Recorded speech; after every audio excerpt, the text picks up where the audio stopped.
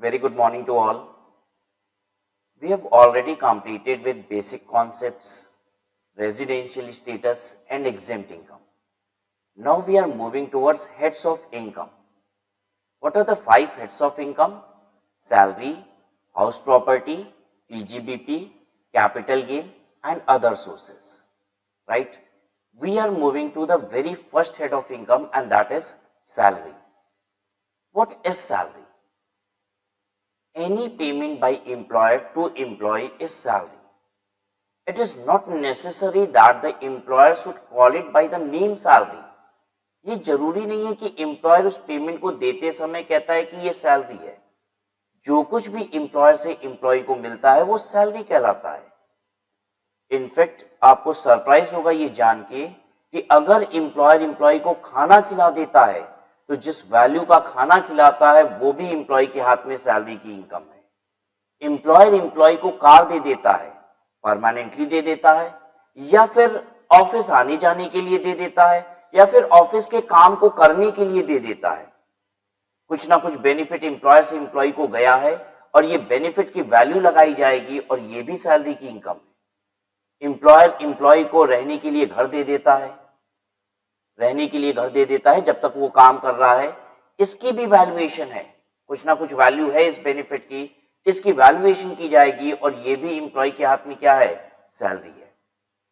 ऐसे समझ लीजिए कि मेरी एक बड़ी सुंदर सी सेक्रेटरी है. मैंने धीरे से एक दिन उसे 20,000 रुपए दे दिए. उसने पूछा भी, सर किस बात का? मैंने कहा बस रख लो, कुछ बोलना नहीं. पता है ये भी क्या है? सैलरी है. व्हाट आई वांट टू से, वो बात दिमाग में बैठाइए. Any payment by the employer to employee is salary. The relationship is to be seen whether the relationship between the payer and payee is of employer and employee or not. And in case it is so, the income is called salary. For example, Mr. A एक college में teacher है. वहां से उन्हें पढ़ाने के लिए तनख्वाह मिलती है, पढ़ाने के लिए पैसे मिलते हैं, वो सैलरी कहलाएगा. अब उस कॉलेज का अपना एक हॉस्टल भी है, ठीक है. उस टीचर से कहा गया कि क्या आप वार्डन का रोल प्ले करेंगे इस हॉस्टल में. बेसिकली वार्डन का काम ही क्या होता है? रात को बस एक बार अटेंडेंस ले लो कि सारे बच्चे हॉस्टल के अंदर है ना, और मेन गेट पे लॉक लगा दो और सो जाओ. यही तो काम है वार्डन का, ठीक है. जस्ट टू चेक वेदर सारे बच्चे इन हो चुके हैं कि नहीं हॉस्टल में. टीचर भी उसी हॉस्टल में रहते हैं. उन्होंने कहा कि yes, I am ready to accept this work of wardenship, I am ready to work as warden in this college hostel. उन्हें पढ़ाने के लिए जो तनख्वाह मिलती है वो है 50,000 रुपए, और ये वार्डनशिप के लिए मिलता है 10,000 रुपया. जो पढ़ाने के लिए पैसा मिलता है वो सैलरी है. जो वार्डनशिप के लिए मिलता है पैसा वो क्या है? वो भी सैलरी है. पता है क्यों? क्योंकि वो भी एम्प्लॉयर से मिला है. तो जो भी पेमेंट एम्प्लॉयर से एम्प्लॉय को मिलती है वो सैलरी कहलाती है. इनफैक्ट ऐसे कह लीजिए, पेमेंट ही नहीं, अब हम वर्ड यूज करने जा रहे हैं benefit. Any benefit which is moving from employer to employee is salary. Whether we are calling it by the name salary or not is immaterial. इस बात से फर्क नहीं पड़ता कि हम उसे सैलरी बोल रहे हैं या फिर नहीं बोल रहे हैं.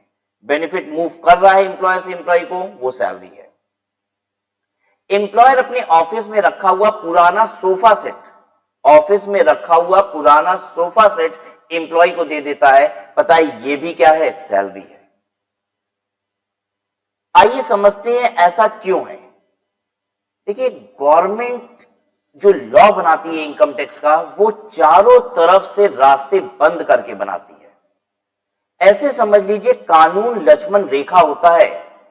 इस कदर डिजाइन किया जाता है कि वो लक्ष्मण रेखा की तरह रोल प्ले करता है, यानी उसे कोई पार नहीं कर सकता. अगर income tax loose language use करने लग जाएगा, रास्ते खोल देगा, तो निश्चित है बहुत सारी टैक्स प्लानिंग मार्केट में शुरू हो जाएगी. देखिए, गवर्नमेंट क्यों ऐसा कहती है कि कोई भी बेनिफिट एम्प्लॉयर से एम्प्लॉय को मूव कर रहा है तो वो सैलरी है. वो इसलिए क्योंकि अदरवाइज लोग क्या करेंगे. अगर मेरी सैलरी होगी 50,000 रुपए, तो मैं अपने एम्प्लॉयर से कहूंगा एक काम करो, आप मुझे 20,000 रुपए की सैलरी दो और 30,000 रुपए का ये बेनिफिट दे दो. क्योंकि अदरवाइज भी मैं आपसे सैलरी लेके 50,000 रुपए का 30,000 रुपए का यही सामान खरीदने वाला था, तो आप डायरेक्टली मुझे ही खरीद के दे दो. ताकि मुझे टैक्स ना देना पड़े उस 30,000 रुपए पे। और टैक्स कितने पे लगेगा? मात्र 20,000 रुपए पे। तो ऐसा बिल्कुल नहीं चल पाएगा। गवर्नमेंट का यह मानना है कि अगर एम्प्लॉयर एम्प्लॉय को कुछ भी दे रहा है तो निश्चित है उसके काम के एवज में दे रहा है, जो उससे काम ले रहा है एम्प्लॉय से उसके एवज में दे रहा है, और इसलिए जो भी पेमेंट, जो भी बेनिफिट एम्प्लॉयर से एम्प्लॉय को मूव करता है वो सैलरी कहलाता है। क्लियर है बात सबको? तो इस salary the only payment which is named as salary? Obviously not. It's any benefit, any payment moving from employer to employee. चलिए आइए चैप्टर पे। Salary. The very first thing that we need to know is relationship of the receiver with payer. Payer means one who is making the payment, and who is receiver? One who is receiving the payment.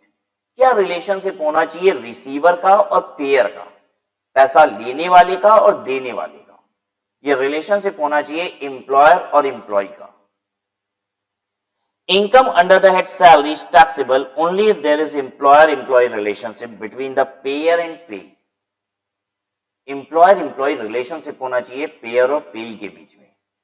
पता है surprise तो, real surprise आपको कब होगा? जब आपको ये पता चलेगा कि कुछ पेमेंट को हम सैलरी बोलते हैं लेकिन फिर भी वो सैलरी की इनकम नहीं है। यस, हम सैलरी बोलते हैं, आम बोलचाल की भाषा में यू विल फाइंड कि everybody calls it by the name salary, लेकिन फिर भी वो सैलरी की इनकम नहीं है। पता है क्यों? क्योंकि देने वाला और लेने वाला, इनके बीच का रिलेशनशिप एम्प्लॉयर और एम्प्लॉय का नहीं है। पता चलेगा अभी आगे चल के। तो हमें देखना क्या है? बेनिफिट एम्प्लॉयर के पास से निकलना चाहिए, एम्प्लॉय तक पहुंचना चाहिए, ये देखना है। जो जा रहा है वो सैलरी है कि नहीं है, इस बात से फर्क नहीं पड़ता। हम उसे सैलरी बोलते हैं कि नहीं बोलते हैं, इस बात से फर्क नहीं पड़ता। कभी कभी तो देने वाला सैलरी नाम से पेमेंट करता है, पाने वाला सैलरी नाम से उसे रिसीव करता है, लेकिन फिर भी वो सैलरी नहीं है, क्योंकि उन दोनों लोगों के बीच में रिलेशनशिप एम्प्लॉयर एम्प्लॉय का नहीं है। तो income under the head salary is taxable only if there is employer employee relationship between payer and payee. Payer means one who is making the payment and payee means one who is receiving the payment. And this relation is said to exist only if there is control over the method of doing work of other person. Employer-employee relationship होता क्या है, ये आप कैसे समझेंगे? जब एक इंसान दूसरे इंसान की, मतलब एम्प्लॉयर एम्प्लॉय के काम करने के तरीके को पूरी तरीके से कंट्रोल कर सकता है। जब हम ये कह सकते हैं कि देखो 10 बजे काम करना है, ऐसे ऐसे करना है और इतने समय के अंदर कंप्लीट करने लेना है और यहां बैठकर ही करना है। कौन सा काम करना है, कब करना है, कहां पे करना है, इतनी बात अगर हम कह सकते हैं तो इसका मतलब है हम एम्प्लॉयर हैं। अदरवाइज काम करने का डायरेक्शन तो बहुत सारे लोग दूसरे को देते हैं। एक बात बताइए, मेरा क्लाइंट है, मुझसे कहता है इनकम टैक्स रिटर्न भर दीजिए मेरे लिए सर, तो काम तो वो भी मुझे दे रहा है, कह रहा है कि मेरे इनकम टैक्स रिटर्न फाइल कर दीजिए आप, सीए साहब मेरी इनकम टैक्स रिटर्न फाइल कर दीजिए। Has he given some work to me? Obviously yes. Now the question is whether I am his employee. No, because he cannot control the method of doing my work. क्या वो मुझसे ये कह सकता है, देखिए इतनी इस डेट को 14 अगस्त को दोपहर में 12 बजे आपको ये काम शुरू करना है, कहां पे बैठ के? फलानी रेस्टोरेंट में बैठ के। हाँ, वो पूरी चीजें कंट्रोल कर सकता है क्या कि मुझे कहां बैठ के काम करना है, कब काम करना है, कितने समय में काम करना है? नहीं। He can only give me work the way I would like to do the work, I'll do the work. सबको बात समझ में आ रही है? लेकिन जब हम अपने एम्प्लॉय को काम देते हैं तो क्या करते हैं? हम उसे बताते हैं कि तुम्हें क्या काम करना है, कब करना है, कैसे करना है, ये सारी बात बताते हैं। तो यही कह रहा है कि एम्प्लॉयर एम्प्लॉय रिलेशनशिप को जानने का तरीका क्या है। आप देखिए कि एम्प्लॉयर एम्प्लॉय के मेथड ऑफ डूइंग वर्क को कंट्रोल कर पा रहा है कि नहीं। Control is said to exist if the payer can direct what has to be done, how and by whom it has to be done, and the receiver is bound to follow all his instruction. जो instruction दे रहा है वो तो दे ही रहा है, लेकिन आपको parallelly ये भी चेक करना है कि जो इंस्ट्रक्शन ले रहा है वो उस इंस्ट्रक्शन को फॉलो कर रहा है कि नहीं, क्योंकि अगर इंस्ट्रक्शन लेने वाला बाउंड है फॉलो करने के लिए तभी वो इंप्लॉय है। हो सकता है कि मेरा क्लाइंट भी मुझे इंस्ट्रक्शन दे दे कि देखिए इस डेट को आप मेरा काम कंप्लीट कर दीजिएगा, लेकिन ध्यान दीजिएगा अगर हम बाउंड हैं तब तो हम इंप्लॉय हैं, अगर बाउंड नहीं है तो I am not employee. I'm not bound. I'm not bound to complete it by the time he is asking me to complete. I may do him in order to have good relation with the client. Understood? लेकिन employee is always bound to follow the instruction of his employer. Few common examples where there is no control of payer over payee are. अब हम कुछ examples देखने जा रहे हैं जहां पे payer और पेयर पेई पे कोई कंट्रोल स्टैब्लिश नहीं कर पाता है, मतलब यहां पे एम्प्लॉयर एम्प्लॉय रिलेशनशिप नहीं है।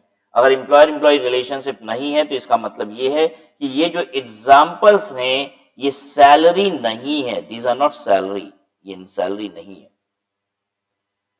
एग्जाम्पल क्या चीज का दिया गया है, where there is no control of payer over payee. There is no control of payer over payee means there is no employer employee relationship, and in case there is no employer employee relationship, that means there is no salary income. Understood? Partner of a firm, any salary, bonus, etc. by whatever name called received by a partner from the firm shall not be regarded as salary.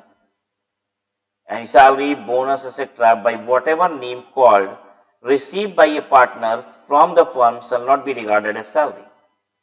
एक partnership firm partner को salary देती है, ये आप लोग partnership accounting में पढ़े भी होंगे कि पार्टनरशिप फर्म से पार्टनर को क्या आता है, रेम्यूनरेशन आता है, सैलरी आती है। अब एक बात बताइए, क्या पार्टनरशिप फर्म एम्प्लॉयर और पार्टनर एम्प्लॉय होता है? नहीं, पार्टनरशिप फर्म में पार्टनर ही तो बेसिकली बिजनेस का ओनर है। हम भले उसे सैलरी टू पार्टनर बोलते हैं, लेकिन ध्यान दीजिएगा इनकम टैक्स की लैंग्वेज के हिसाब से या इनकम टैक्स की डेफिनेशन के हिसाब से वो सैलरी नहीं है, क्योंकि पार्टनरशिप फर्म एम्प्लॉयर नहीं है और पार्टनर एम्प्लॉय नहीं है। एक पेमेंट सैलरी इनकम टैक्स के तहत तभी कहलाती है जब एम्प्लॉयर एम्प्लॉय रिलेशनशिप होता है। क्लियर है बात? तो इसलिए salary payment from partnership firm to partner is not salary.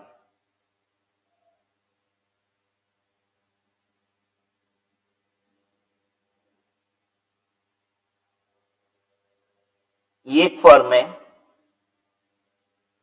And this is a partner. एक फर्म पार्टनर को 3 पेमेंट करती है जनरली। हम उन तीनों पेमेंट का नाम बताते हैं, क्या क्या करती है। एक तो होता है शेयर ऑफ प्रॉफिट,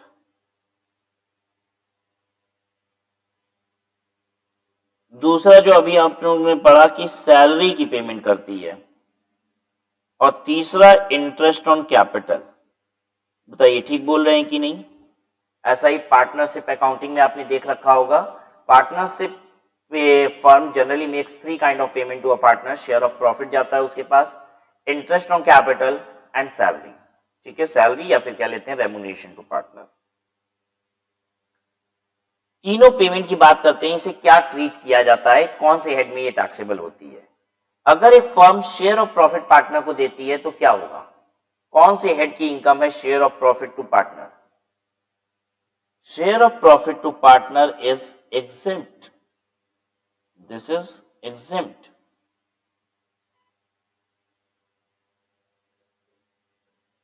कहां पढ़ा था आपने exempt इनकम, याद आ रहा है? जहां पे हम आपको बता रहे थे कि देखिए पार्टनरशिप फर्म ने जो प्रॉफिट कमाया उस पर ऑलरेडी टैक्सेस दे दिया है, तो अब अगर उस प्रॉफिट को बांटा जाएगा पार्टनर के हाथ में तो वो क्या होगा, एग्जेम्प्ट होगा। बिल्कुल उसी तरीके से एक बात और बताई थी, आपको याद दिलाने के लिए बोल रहे हैं कि एचयूएफ जब अपने मेंबर्स को प्रॉफिट डिस्ट्रीब्यूट करेगा तो वो भी मेंबर्स के हाथ में एग्जेम्प्ट होगा। रीजन बीइंग कि एचयूएफ ने ऑलरेडी उस प्रॉफिट पे क्या दे दिया है, टैक्सेस दे दिया है। ठीक है, कोई दिक्कत तो नहीं हो रही है। सैलरी, अगर एक फर्म पार्टनर को सैलरी की पेमेंट करता है तो ये जो सैलरी की इनकम होती है वो सैलरी नहीं कहलाएगी, because firm is not employer and partner is not employee. And therefore पता है कहा क्या जाता है, इस सैलरी को पीजीबीपी की इनकम कहा जाता है। पार्टनर इसे profit and gains from business profession head में दिखाएगा कि मुझे पार्टनरशिप फर्म से सैलरी मिली है, बेसिकली ये पार्टनर का फर्म क्या है, बिजनेस ही है, और वहां से जो भी पेमेंट आ रही है वो बिजनेस की ही इनकम है। पार्टनर्स के लिए फर्म क्या है, बिजनेस है, और जो भी इनकम फर्म से आ रही है वो बिजनेस की इनकम है। सैलरी क्यों नहीं है, उसके पीछे एक रियल लॉजिक है कि एम्प्लॉयर फर्म नहीं है और पार्टनर एम्प्लॉय नहीं है।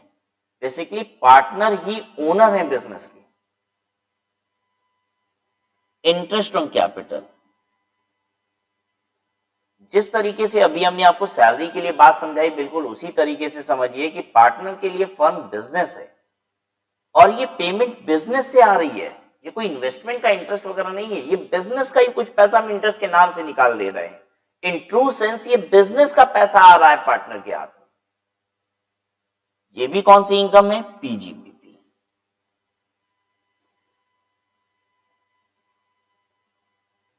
ध्यान दीजिए, फर्म के हाथ में सैलरी क्या होगा, एक खर्चा होगा, वो पीएल में चार्ज करेंगे। इंटरेस्ट ऑन कैपिटल भी क्या होगा, फर्म के हाथ में एक खर्चा होगा। तो बेसिकली सैलरी और इंटरेस्ट ऑन कैपिटल चार्ज करने से फर्म का प्रॉफिट कम होता है, ठीक है, और इसीलिए पार्टनर का प्रॉफिट इनकम टैक्स बढ़ा देता है। कहता है ये तो फर्म में खर्चे की तरह चार्ज हो गया, salary interest on capital firm के लिए खर्चा बन जाता है, फर्म की इनकम कम हो जाती है, फर्म का टैक्सेस कम हो जाता है। तो एक काम करते हैं, ये जो खर्चा फर्म के हाथ में चार्ज हो रहा है ये इनकम बना देते हैं, किसके हाथ में, पार्टनर के हाथ में। और जो शेयर ऑफ प्रॉफिट होता है फर्म का, ये तो बैलेंस प्रॉफिट फिगर है जिसपे ऑलरेडी फर्म ने टैक्सेस दे दिया है। अब इस प्रॉफिट को डिस्ट्रीब्यूट करेंगे पार्टनर के हाथ में, तो इस पे टैक्स नहीं लेंगे, ठीक है। तो प्रॉफिट तो, शेयर ऑफ प्रॉफिट तो वो हिस्सा है जिसपे फर्म ने टैक्सेस दिया है, जबकि सैलरी और इंटरेस्ट ऑन कैपिटल वो हिस्सा है जिसको पीएल में चार्ज करके फर्म ने अपना प्रॉफिट कम किया है। प्रॉफिट कम करने का ऑटोमेटिक मतलब है कि अपने टैक्सेस को कम किया है। तो आइए काम करते हैं, सैलरी और इंटरेस्ट ऑन कैपिटल को पार्टनर के हाथ में पीजीबीपी की इनकम बना के उनका प्रॉफिट बढ़ा के टैक्सेस ले लेते हैं, ठीक है। यहां पे आपसे सैलरी चैप्टर में ये सब बात पूरी नहीं करेगा, ये पीजीबीपी की बात यहां पे क्यों करेगा, ये बात कहां पे किया हुआ है, पीजीबीपी में, लेकिन हम आपको को रिलेट करके सारी चीजें पैरेलली बताते जा रहे हैं। यहां पे सिर्फ इतनी बात कर रहा है कि पार्टनर ऑफ अ फर्म को एनी सैलरी, बोनस एक्सेट्रा, इस टाइप की चीज, सैलरी, बोनस, बोनस भी क्या है, सैलरी का एक हिस्सा है, extra salary is bonus, any salary, bonus etcetera by whatever name called received by the partner from the firm shall not be regarded as salary. What it shall be regarded as, PGBP.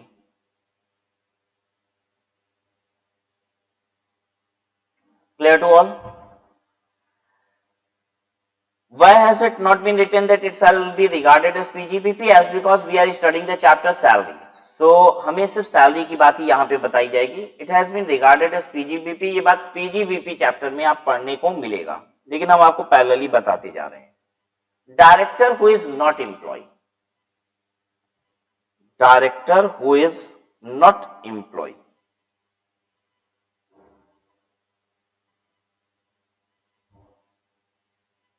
मतलब समझते हैं इसका, director who is not employee.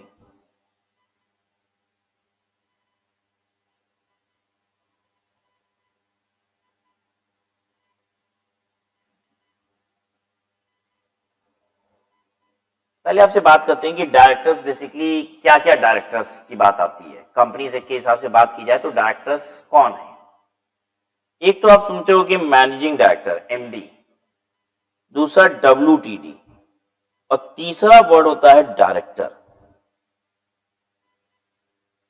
MD, WTD, director. MD managing director, WTD whole time director, और finally तीसरा word director. Basically हम इनको director कहते हैं और पार्ट टाइम डायरेक्टर भी कहते हैं। हालांकि कंपनीज एक्ट में वर्ड पार्ट टाइम यूज नहीं करता है, सिर्फ डायरेक्टर वर्ड यूज करता है, लेकिन डायरेक्टर का मतलब ही होता है पार्ट टाइम डायरेक्टर, क्योंकि होल टाइम डायरेक्टर को डब्ल्यूटीडी कहते हैं और मैनेजिंग डायरेक्टर को एमडी कहते हैं। अब ये मैनेजिंग डायरेक्टर कौन होता है, बेसिकली डायरेक्टर्स अपना एक क्या करते हैं, चीफ इलेक्ट कर लेते हैं, ऐसा समझ लीजिए। सभी डायरेक्टर मिल्स के जो अपना एक चीफ इलेक्ट कर लेते हैं उसी को मैनेजिंग डायरेक्टर कहते हैं, राइट। कि फाइनल अथॉरिटी कौन होगी, डायरेक्टर्स आपस में इलेक्ट करके बनाते हैं मैनेजिंग डायरेक्टर को, और डायरेक्टर्स को कौन बनाता है, शेयर होल्डर्स। ये वाले डायरेक्टर क्या होते हैं, इनकी बात करते हैं। ये जो मैनेजिंग डायरेक्टर होते हैं ये कंपनी के एम्प्लॉय होते हैं। ये होल टाइम डायरेक्टर भी जो होते हैं ये कंपनी के एम्प्लॉय होते हैं। ये जो डायरेक्टर होते हैं यही एम्प्लॉय नहीं होते हैं, दे आर नॉट एम्प्लॉय। अब आपको मैं ये समझाता हूं कि ये डायरेक्टर एम्प्लॉय जो नहीं होते हैं इनका रोल क्या होता है, ये क्या करते हैं कंपनी में और इनको पेमेंट क्यों मिलती है। आइए समझाते हैं आपको। एक कंपनी है, एक कंपनी है जिसने बहुत सारी बोर्ड मीटिंग की, बोर्ड ऑफ डायरेक्टर्स की मीटिंग की और फाइनली एक कंक्लूजन पे आए हैं। ध्यान से सुनिए क्या हुआ। एक कंपनी है जिसने बड़ी सारी डायरेक्टर्स की मीटिंग की, पिछले साल भर से लगातार करते आ रहे हैं और फाइनली डिसाइड करके निकलते हैं उस मीटिंग से कि हम लोग को बिजनेस ए करना चाहिए। क्या डिसाइड किया है, कोई एक बिजनेस है जिसका नाम है ए, ये करना चाहिए। मैं उस कंपनी का कंसल्टेंट हूं, चार्टर्ड अकाउंटेंट। उस कंपनी का एक डायरेक्टर अब मेरे पास आता है ऑफिस में और कहता है सर मुझे एक नया बिजनेस, हमारी कंपनी एक नया बिजनेस स्टार्ट करने जा रही है, इसके लिए आप एक कंपनी रजिस्ट्रेशन करा दीजिए, ठीक है, और भी जो इसकी लीगल फॉर्मेलिटीज वगैरह फॉर्मेशन से रिलेटेड है वो आप करवा दीजिए।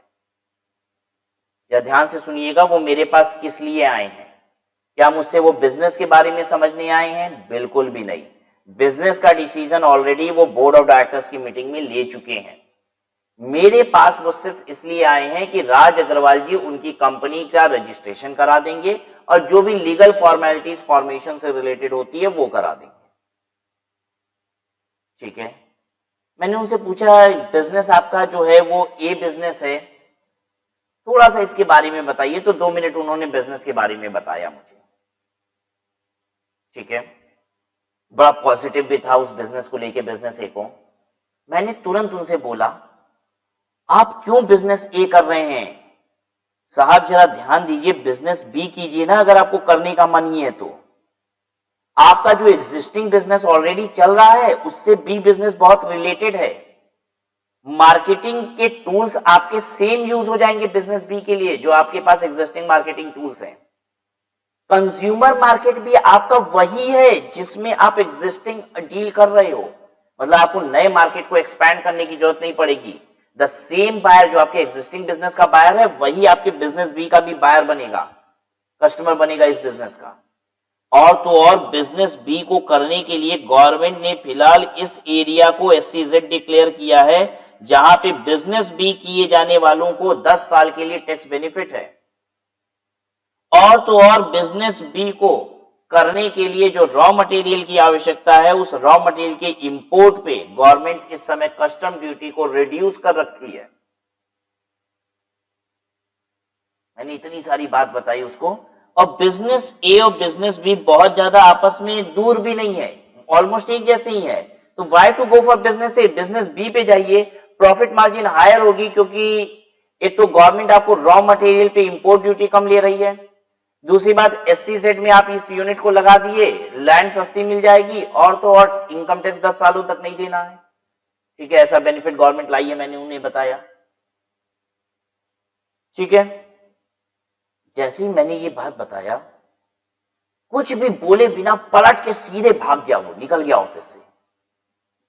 तुरंत डायरेक्टर्स की उन्होंने फिर से मीटिंग बुलाई और उसमें डिस्कस किया कि मैं तो राज अग्रवाल जी के पास गया था जो चार्टर्ड अकाउंटेंट है, उनसे कहा कि मेरा कंपनी का रजिस्ट्रेशन करा दीजिए। बस उन्होंने 2 लाइन पूछी कि कौन सा बिजनेस करने वाले हो, मैंने बिजनेस ए के बारे में बताया, उन्होंने तुरंत बोला कि बिजनेस बी करो, ज्यादा फायदे वाली बात है। बताओ, हम लोग 365 दिन में 75 बार मीटिंग करके ये डिसाइड किए थे कि बिजनेस ए करना चाहिए और पल भर में राज अग्रवाल जी ने माइंड मोल्ड कर दिया और कह रहे हैं बिजनेस बी करना चाहिए। और उन सब डायरेक्टर को ये बात समझ में भी आई। अब वो लोग ऐसा सोच रहे हैं, अगर राज अग्रवाल जी 5 मिनट में इतनी सुंदर बात बता सकते हैं तो अगर वो हमारी हर मीटिंग में बैठते तो न जाने कितनी अच्छी अच्छी बात बताते। अरे हमारी तो कंपनी का कल्याण हो जाता अगर राज अग्रवाल जी जैसे लोग बस हमारी मीटिंग में बैठ जाया करें। अपना 2-4 शब्द भी अगर कह देंगे तो मीटिंग का रिजल्ट जबरदस्त हो जाएगा। आपको बात समझ में आ रही है? वो मेरे पास कंसल्टेंसी लेने थोड़ी ना आए थे, मैंने तो बस ऐसे ही उनको समझा दिया थोड़ी सी बात। वो तो रजिस्ट्रेशन के लिए आए थे और उनको हमारी बात इतनी अच्छी लगी कि वो लोग सचमुच ड्रॉप कर रहे हैं बिजनेस से, वो बिजनेस भी करने जा रहे हैं। लेकिन अब उनकी इच्छा एक और है कि राज अग्रवाल जी उनकी हर एक मीटिंग में बैठा करें, क्योंकि हर एक मीटिंग में बैठेंगे तो निश्चित है और बेहतर डिसीजन होगा। उनका कहना है कि ऐसे स्मार्ट लोग, ऐसे इंटेलिजेंट लोग अगर हमारी मीटिंग में बैठेंगे तो निश्चित है कि बहुत जबरदस्त रिजल्ट आएगा। जरा सोचो वो लोग क्या सोच रहे हैं कि अगर 1 मिनट में इतनी सुंदर बात बताई जा सकती है, तो जो हम लोग 75 बोर्ड मीटिंग किए उसमें अगर वो बैठे होते तो न जाने कितनी अच्छी बात सामने आई होती। अब वो मुझे इनवाइट करते हैं as a part time director to the company. क्या इनवाइट करते हैं as a part time director to the company, और मुझे सिर्फ ये बोलते हैं कि आप सिर्फ हमारी बोर्ड मीटिंग में आके बैठ जाया करिए। जब भी डायरेक्टर लोग की मीटिंग हो बस आके बैठ जाइए और सुनिए हमारी बातों को, कुछ अच्छा लगे खराब लगे बस उस पर अपनी क्या कीजिए, राय रखिए। मुझे कोई काम नहीं करना है उस कंपनी में, मुझे कुछ करना है क्या? नहीं, कोई काम नहीं करना है, बस मीटिंग में मैं बैठूंगा। पता है मैं उस कंपनी का क्या कहलाऊंगा? Part time director. अब प्रश्न ये उठता है कि क्या मैं वहां पे मीटिंग में बैठूंगा तो पैसे लूंगा कि नहीं मीटिंग में बैठने का? यस, मैं मीटिंग में बैठने का पैसे लूंगा। मैं मीटिंग में बैठने के लिए जो पैसे ले रहा हूं ये मेरी कौन सी इनकम है? Is it my salary income? No, because that company is not my employer. That company is not my employer. I'm simply a part-time director to the company and I'm there only and only for decision making. I'm there only and only for attending board meeting. हम किसी भी execution में, किसी भी operation के काम में involve नहीं होते हैं। कुछ करना नहीं है मुझे उस कंपनी में, सिर्फ मीटिंग में बैठना है और डिसीजंस लेना है। ठीक है, मैं कहलाता हूं part time director of the company और मेरे हाथ में जो भी पेमेंट आती है वो मेरे लिए इनकम फ्रॉम अदर सोर्सेस है। क्या है? Income from other sources. Now समझिएगा, कंपनी एमडी को पेमेंट कर रही है, WTD को पेमेंट कर रही है और डायरेक्टर, जब भी सिर्फ डायरेक्टर बोलेंगे तो समझ जाइएगा कौन से डायरेक्टर की बात हो रही है? पार्ट टाइम डायरेक्टर की। Director who is not employee, director who is not employee. MD को जो पेमेंट होगी वो सैलरी है, WTD को जो पेमेंट होगी सैलरी है। एमडी मतलब मैनेजिंग डायरेक्टर, WTD मतलब होल टाइम डायरेक्टर, और director who is not employee वो राज अग्रवाल जैसे लोग जिनको कंपनी वाले पकड़ लेते हैं कि बस मीटिंग में बैठो या तुम्हारे बैठने से ही कंपनी का कल्याण हो जाएगा। ठीक है, तो इनके हाथ में जो इनकम आती है वो कहलाती है इनकम फ्रॉम अदर सोर्सेस। सबको समझ में आया यहां तक? What do you mean by director who is not employed? Generally the part-time director, they are not employees of the company and they receive money for attending board meeting. पता है इसको बोला क्या जाता है? इसको बोला जाता है सिटिंग फी। कंपनीज एक्ट की लैंग्वेज में इसको बोला जाता है सिटिंग फी। मीटिंग में बैठने का पैसा जो मिलता है उसे बोला जाता है सिटिंग फी। और सिटिंग फी जो होता है वो IOS की इनकम होती है। और ये किसको मिलता है? जितने लोग मीटिंग में बैठते हैं? नहीं, MD WTD को नहीं मिलता है।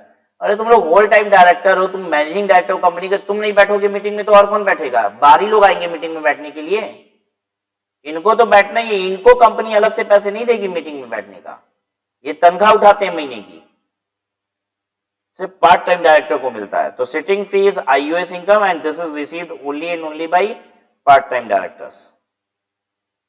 पार्ट टाइम डायरेक्टर मतलब director who is not employee. तो director who is not employee, इनके लिए जो इनकम होती है वो IOS की इनकम होती है और इसको बोला क्या जाता है आपको ये भी बता दें, सिटिंग फी। और ये सिटिंग फी सिर्फ किनको मिलती है? जो इंप्लॉइज नहीं होते हैं डायरेक्टर उनको मिलती है। जो इंप्लॉय हैं कंपनी के उनको नहीं मिलती। Managing director, WTD, whole time director, they are employees of the company. Understood? MD employee होता है क्या? जरा ये बताइए, या मालिक होता है कंपनी का? कंपनी का मैनेजिंग डायरेक्टर कंपनी का इंप्लॉय है कि मालिक है? इंप्लॉय है। मालिक कौन होता है कंपनी में? Share holder.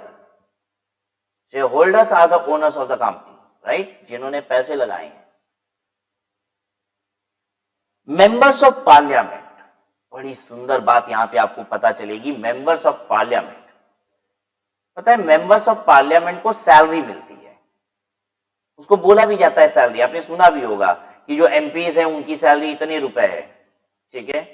लगभग एमपी की सैलरी आज की तारीख में 2 लाख रुपए के आसपास होती है, ठीक है। 2 लाख रुपए पर मंथ की एमपी की सैलरी होती है मेंबर्स ऑफ पार्लियामेंट की। लेकिन पता है ये जो मेंबर्स ऑफ पार्लियामेंट को सैलरी मिलती है, इसको ये लोग सैलरी बोलते नहीं है, they don't call it as salary. Why? Because they say that we are not government employees, we ourselves are government. ये लोग बोलते हैं मेंबर्स ऑफ पार्लियामेंट, देखिए ये लोग कानून बनाने वाले लोग हैं ना, जो मर्जी आए बोल लें अपने लिए। तो कहते हैं हम लोग सरकारी नौकर नहीं है, हम सरकार हैं। क्या बोलते हैं मेंबर ऑफ पार्लियामेंट? कहते हैं हम लोग सरकारी कर्मचारी या सरकारी नौकर थोड़ी ना है, हम ही सरकार है। अगर हम सरकारी कर्मचारी होते तो हमको जो तनख्वाह मिलती तो हम उसे कहते हैं एम्प्लॉयर एम्प्लॉय रिलेशनशिप है। कहते हैं कि एम्प्लॉयर एम्प्लॉय रिलेशनशिप है कहां? हम ही तो सरकार हैं और अपने आप को पैसा देते हैं, हमको सरकार से पैसा मिलता है ऐसा थोड़ी ना है। तो एमपीज कहते हैं कि we ourself are government, we are not government employees. हम लोग गवर्नमेंट हैं, गवर्नमेंट एम्प्लॉइज नहीं है। और इसलिए जो हमें तनख्वाह आती है वो सैलरी नहीं कहलाएगी, तो क्या कहलाएगी? Income from other sources. इसमें कोई लॉजिक नहीं है, बिकॉज ये कानून बनाने वाले लोग हैं, अपने लिए कुछ भी बना ले। लेकिन मैं आपको बताता हूं कि इन्होंने ऐसा किया क्यों है। इसके पीछे बहुत बड़ा प्लानिंग है। प्लानिंग क्या है कि अगर मैं आपको सैलरी देता हूं 50,000 रुपए, तो 50,000 रुपए आपकी सीधे इनकम बन जाती है, ठीक है। लेकिन अगर आप एक बिजनेस करते हो और आपको 50,000 रुपए आता है, तो वो आपकी इनकम नहीं होती, 50,000 रुपए आपका रेवेन्यू होता है। उसमें से आप खर्चे घटाते हो और फिर आपकी इनकम आती है। फिर से मैं रिपीट करता हूं इस बात को, ध्यान से समझिए। अगर मुझे 1 लाख रुपए महीने की सैलरी मिले तो 1 लाख रुपए महीना मेरी इनकम है। ध्यान दीजिएगा, 1 लाख रुपए की मुझे सैलरी मिलती है तो 1 लाख रुपए मेरी इनकम है। लेकिन अगर मैं बिजनेस करता हूं और मुझे आप लोगों से फीस आती है 1 लाख रुपए की, तो वो 1 लाख रुपए इनकम नहीं है। उस फीस में से मैं अपने खर्चे घटाता हूं। जब मैं कोचिंग क्लासेस चला रहा हूं तो मेरे खर्चे लग रहे हैं कि नहीं, एम्प्लॉय की सैलरी, बिजली का खर्चा, फलाना धमाका, यस, वो सारे खर्चे मैं घटाता हूं और घटाने के बाद जो बचता है वो मेरी इनकम होती है। यानी सैलरी तो सीधे इनकम होती है, लेकिन बिजनेस में इनकम नहीं आती, रेवेन्यू आता है, और खर्चा घटाने के बाद जो बचता है उसे इनकम कहा जाता है। बिल्कुल वही कहानी इनकम फ्रॉम अदर सोर्सेज में है। इनकम फ्रॉम अदर सोर्सेज में भी बिल्कुल यही कहानी है, जो आता है वो इनकम नहीं होता, वो रेवेन्यू होती है। अगर उसे पाने के लिए आपने कुछ खर्च किया है तो वो आप घटा लेते हो, बैलेंस आपकी इनकम होती है। अब ये जो मेंबर्स ऑफ पार्लियामेंट हैं, ये क्या बोलते हैं, जो मेरे पास आ रहा है, बेसिकली सैलरी ही कहलाता है, वो तो कहलाता तो सैलरी ही है। तो जो एमपीज को सैलरी आ रही है वो क्या करते हैं, कहते हैं कि ये आईयूएस है, इनकम फ्रॉम अदर सोर्सेस है। तो जो आता है इनके पास सैलरी के नाम से, वो रेवेन्यू बन जाता है। अब इसमें से ये अपना खर्चा घटा सकते हो, बैलेंस इनकम कहलाएगा। और खर्चा ये पूरा पूरा घटा लेते हैं, कहते हैं कि मैंने सरकारी दौरे किए, यहां गए वहां गए, काम के लिए अपने क्षेत्र में मैंने यहां यहां विजिट किया, लोगों के दुख सुनने के लिए मैं यहां यहां गया, सारे खर्चे घटा लो, इनकम क्या हो जाएगी? नील। बात समझ में आ रही है क्या कहना चाहता हूं? कि मेंबर्स ऑफ पार्लियामेंट उसे आईयूएस कहते हैं। आईयूएस कहने से जो सैलरी मिल रही है वो रेवेन्यू बन जाती है और खर्चे घटाने का स्कोप है उसमें। जबकि अगर वो इसे सैलरी कह रहे होते तो जितना पाते सीधे सीधे इनकम बन जाती। ठीक है ये बात? Guest lecturers. गेस्ट लेक्चरर्स का मतलब क्या होता है, हम कॉलेज ए में काम करते हैं और कॉलेज बी में लेक्चर देने जा रहे हैं तो हम गेस्ट लेक्चरर हैं। अपने कॉलेज में लेक्चर देंगे तो गेस्ट लेक्चरर नहीं है, दूसरे कॉलेज में जाके लेक्चर देंगे तो हम गेस्ट लेक्चरर हैं। दूसरे कॉलेज से अगर पेमेंट मिल रही है तो स्वाभाविक सी बात है भाई, वो सैलरी कैसे हो सकता है? सैलरी तो तभी है जब मुझे एम्प्लॉयर से मिल रहा हो। अपने कॉलेज में मुझे जो पेमेंट मिलेगी वो क्या है? सैलरी की इनकम। दूसरे कॉलेज से मिलेगी तो वो इनकम फ्रॉम अदर सोर्सेस। चलिए एक एग्जांपल लेते हैं, उसे आप बताइएगा। मैं कॉलेज ए में काम करता हूं। कहां काम करता हूं? कॉलेज ए में। और मैंने कॉलेज बी के लिए पेपर सेट किया। कॉलेज बी ने मुझसे कहा कि मेरे एग्जामिनेशन का पेपर सेट कर दीजिए, मैंने पेपर सेट कर दिया कॉलेज बी के लिए। मुझे कॉलेज बी ने कुछ पेमेंट की इसके लिए, जो पेमेंट की वो कौन सी इनकम है? क्या सैलरी हो सकती है? नहीं, कॉलेज बी मेरा एम्प्लॉयर नहीं है, मैं नौकरी कहां करता हूं? कॉलेज ए में, ठीक है। सैलरी की इनकम है नहीं। House property? नहीं। पीजीबीपी बिजनेस है? नहीं। Capital gain? नहीं। Then income from other sources. एक बात बताइए, मुझे कॉलेज ए में पढ़ाने के लिए, टीचिंग के लिए पैसा मिलता है 1 लाख रुपीस पर मंथ, और कॉलेज ए ने मुझसे कहा कि पेपर सेट कर दीजिए, मैंने पेपर सेट कर दिया। अब पेपर सेट करने के लिए इस कॉलेज ने मुझे 10,000 रुपीज और दे दिए। जल्दी से बताइए, टीचिंग के लिए जो पैसा मिलता है ये कौन सी इनकम है? सैलरी। क्योंकि जिस कॉलेज में इसमें मैं काम करता हूं वहां से मुझे ये पेमेंट मिल रही है। पेपर सेट करने का 10,000 मिला सेम कॉलेज से जहां पे आप एम्प्लॉय हो, तो ये 10,000 रुपए भी सैलरी है। इसलिए क्योंकि ये कहां से मिला है? एम्प्लॉयर से। एम्प्लॉयर से तो जो कुछ मिल जाए वो सैलरी है। ऐसे समझ लीजिए, अगर किसी दिन एम्प्लॉय ने एम्प्लॉय को धीरे से 500 रुपया दे दिया, ऐसे ही बिना मतलब ही, चलो रखो 500 रुपए रख लो, बताइए ये 500 रुपए भी क्या है? सैलरी। ये 500 रुपए भी क्या है? सैलरी। तो पेमेंट एम्प्लॉयर से एम्प्लॉय को जाती है, चाहे किसी भी काम के लिए जाए, बिना काम के चली जाए, वो भी क्या है? सैलरी। और इनकम टैक्स कहता है उस पर टैक्स लगेगा।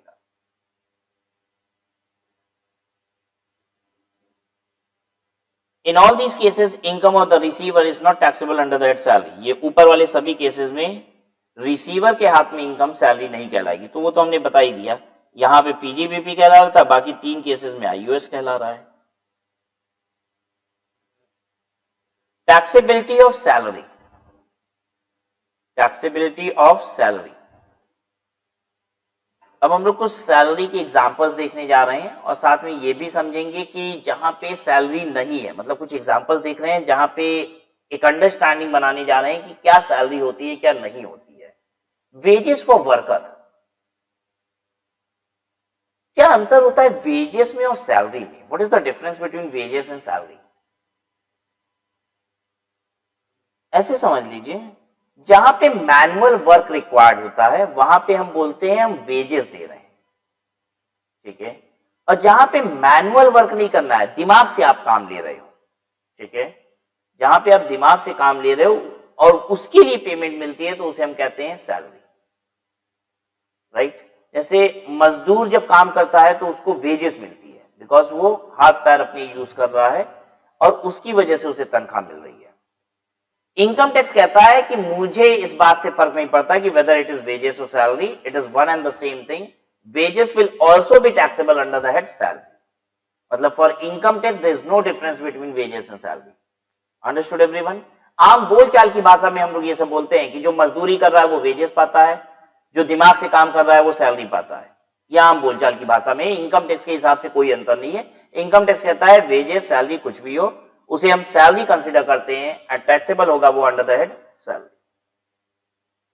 Wages for worker, the same would be treated as salary and would be taxable accordingly. There arises no difference between wages and salary. Wages और सैलरी में कोई अंतर नहीं है, इनकम टैक्स के लिए कोई अंतर नहीं है।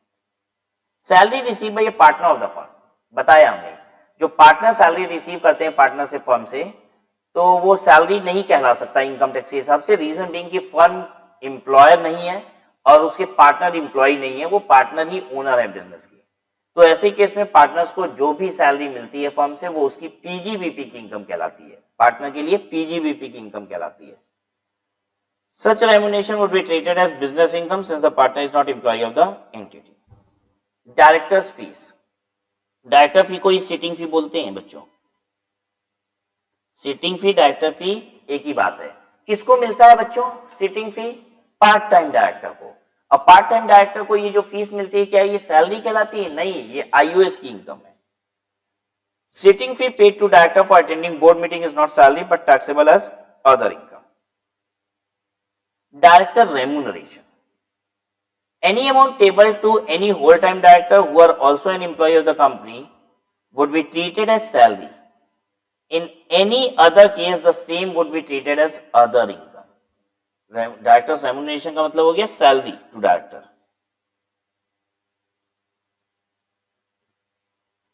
अब आइए यहां पे वापस से हम चलते हैं जहां पे हम बात कर रहे थे.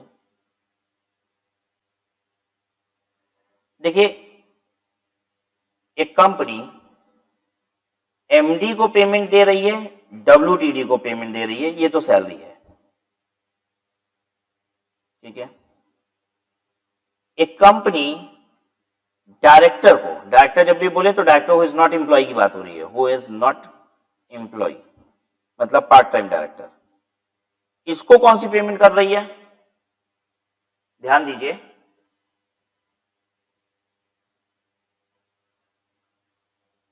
कंपनी पेमेंट कर रही है director who is not employee. Company payment किसको कर रही है? Director who is not employee. कौन सी पेमेंट कर रही है? सिटिंग फी की पेमेंट कर रही है. अगर ये सिटिंग फी की पेमेंट कर रही है तो ये कौन सी इनकम है? Income from other sources. देखिए, हम तो जनरली वो कंपनी मुझसे यही बोलती है कि आप राज अग्रवाल जी मीटिंग में आइए, बैठा करिए और मीटिंग में बैठने का आपको पैसा मिलेगा. लेकिन एक बार मीटिंग में एक काम डिसाइड हुआ कि ये कंपनी को करना है और सबको ये बात समझ में आ गई कि ये काम राज अग्रवाल जी के अलावा कोई और कर ही नहीं सकता. तो उन्होंने मुझसे रिक्वेस्ट की कि क्या सर आप ये काम करेंगे, कंपनी का ये काम क्या आप एग्जीक्यूट भी करा देंगे? ध्यान दीजिए, कोई और काम नहीं, एक स्पेसिफिक काम था, कंपनी के बाकी डायरेक्टर्स मैनेज नहीं कर पाते, वो टेक्निकल काम था थोड़ा. ठीक है. और उसमें टैक्सेशन की नॉलेज वगैरह रिक्वायर्ड थी. तो दे सेड कि सर आप ये काम कर लीजिए. I said okay, I am ready to do this work for the company. क्या कंपनी मुझे उसके लिए कुछ पेमेंट करेगी अलग से? हाँ, उसके लिए निश्चित है मुझे सिटिंग फी के अलावा कुछ सैलरी वगैरह की पेमेंट कर सकती है. ठीक है. ध्यान दीजिएगा, मैं जॉब नहीं कर रहा हूं, वो मुझे कुछ पेमेंट कर रही है, कुछ रेमुनरेशन दे रही है. ठीक है. और वर्ड रेमुनरेशन ही जनरली डायरेक्टर्स के रेफरेंस में यूज भी होता है. वो मुझे रेमुनरेशन दे रही है. ये रेमुनरेशन भी क्या है? आईयूएस. सिर्फ मीटिंग में बैठने के लिए तो सिटिंग फी मिलता है, लेकिन कभी कभी ऐसा होता है, ये rarest of the rare chance है, 99.99% सिटिंग फी ही मिलेगा. 0.01% वाली हम बात कर रहे हैं कि हो सकता है मुझे रेमुनेशन दिया जा रहा हो कोई एक स्पेसिफिक काम को एग्जीक्यूट करने के लिए. कंपनी के डायरेक्टर चाहते हैं कि मैं वो काम एग्जीक्यूट करूं और मुझे उसके लिए अलग से रेमुनेशन मिल रही है. मुझे अलग से अगर वो रेमुनेशन मिल रही है तो स्टिल वो मेरे लिए सैलरी नहीं है. काम एग्जीक्यूट कराने के लिए जो पैसा मिल रहा है वो भी सैलरी नहीं है, वो भी आईयूएस ही है, इनकम फ्रॉम अदर सोर्सेस है, क्योंकि मैं उसका एम्प्लॉय नहीं हूं. बस आप कुल मिला के ऐसे समझ लीजिए कि एमडी डब्ल्यूटीडी को सैलरी मिलती है, अब पार्ट टाइम डायरेक्टर को सिटिंग फी मिले चाहे रेमुनेशन के नाम पे मिले, वो सब क्या है? IUS. Pension to retired employee. एक एम्प्लॉय रिटायर कर गया है, उसके बाद एम्प्लॉय उसे पेंशन देता रहता है. जब वो रिटायर कर गया है तब तो एम्प्लॉयर एम्प्लॉय रिलेशनशिप है ही नहीं. देखिए, मैं रिटायर कर गया तो पेंशन तो मिल रही है ना, कौन दे रहा है? वही जो पुराना वाला एम्प्लॉयर था वो दे रहा है. लेकिन क्या जिस दिन पेंशन मिल रही है उस दिन एम्प्लॉयर एम्प्लॉय रिलेशनशिप एग्जिस्ट कर रहा है? नहीं. तो क्या ये पेंशन की पेमेंट सैलरी की इनकम कहलाएगी कि नहीं कहलाएगी? कहलाएगी, क्योंकि एम्प्लॉयर एम्प्लॉय रिलेशनशिप का मतलब क्या है अब आपको थोड़ा और बता रहे हैं. एम्प्लॉयर एम्प्लॉय रिलेशनशिप का मतलब है प्रेजेंट रिलेशनशिप, पास्ट रिलेशनशिप और future relationship. Employer employee relationship जरूरी नहीं है कि आज है और आज पेमेंट आ रही है तभी वो सैलरी कहलाएगा. अगर कभी भी एम्प्लॉयर एम्प्लॉय रिलेशनशिप था, मतलब आज मेरे यहां कोई नौकरी कर रहा है, ठीक है, तो आज तो एम्प्लॉयर एम्प्लॉय रिलेशनशिप है, आज मैं उसे कोई पेमेंट करता हूं तो वो सैलरी कहलाएगा. कल वो मेरे यहां से नौकरी छोड़ देता है, उसके बाद भी मैं कोई पेमेंट करता हूं उसे, तो वो भी सैलरी कहलाएगा.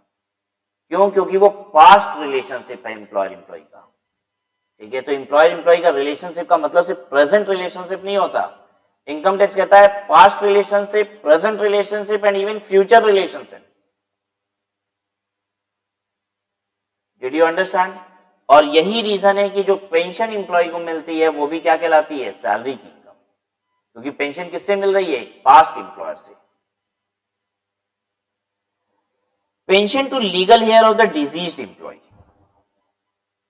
अब कह रहा है कि अगर एम्प्लॉय की डेथ हो जाती है और पेंशन उसके घर वालों को मिलने लग जाए। अब ध्यान दीजिए, अगर एम्प्लॉय की डेथ हो गई और पेंशन उसके बेटे को मिलने लग जाए, तो वो बेटा तो कभी भी एम्प्लॉय नहीं ना था उसका।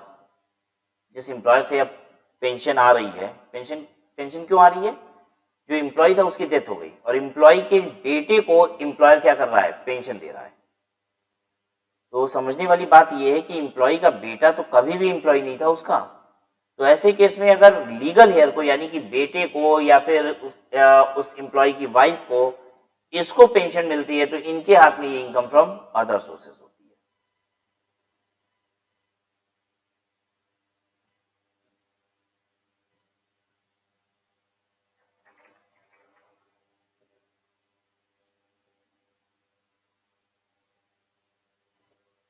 Remuneration paid to teacher of any university और कॉलेज। जो रेम्यूनरेशन पे की जाती है यूनिवर्सिटी के टीचर को, कॉलेज के टीचर को, ये कौन सी इनकम है? ये सैलरी की इनकम है। ठीक है। लेकिन अगर मान लीजिए किसी दूसरे कॉलेज का पेपर सेट करना है, किसी दूसरे कॉलेज में जाके इन्विजिलेशन करना है, एग्जाम के दौरान जो बच्चों को वॉच करते रहते हैं, इन्विजिलेशन करना है, ठीक है, कॉपी करेक्शन करना है, एग्जाम कॉपी करेक्शन करना है, इसके लिए अगर मुझे दूसरे कॉलेज से पेमेंट आएगी तो वो IUS है। हाँ, सेम कॉलेज मुझे अगर इन चीजों के लिए भी पेमेंट करेगा तो भी वो सैलरी की इनकम है। मैं कॉलेज में पढ़ाता हूं इसलिए मुझे सैलरी मिलती है, वो सैलरी की इनकम है।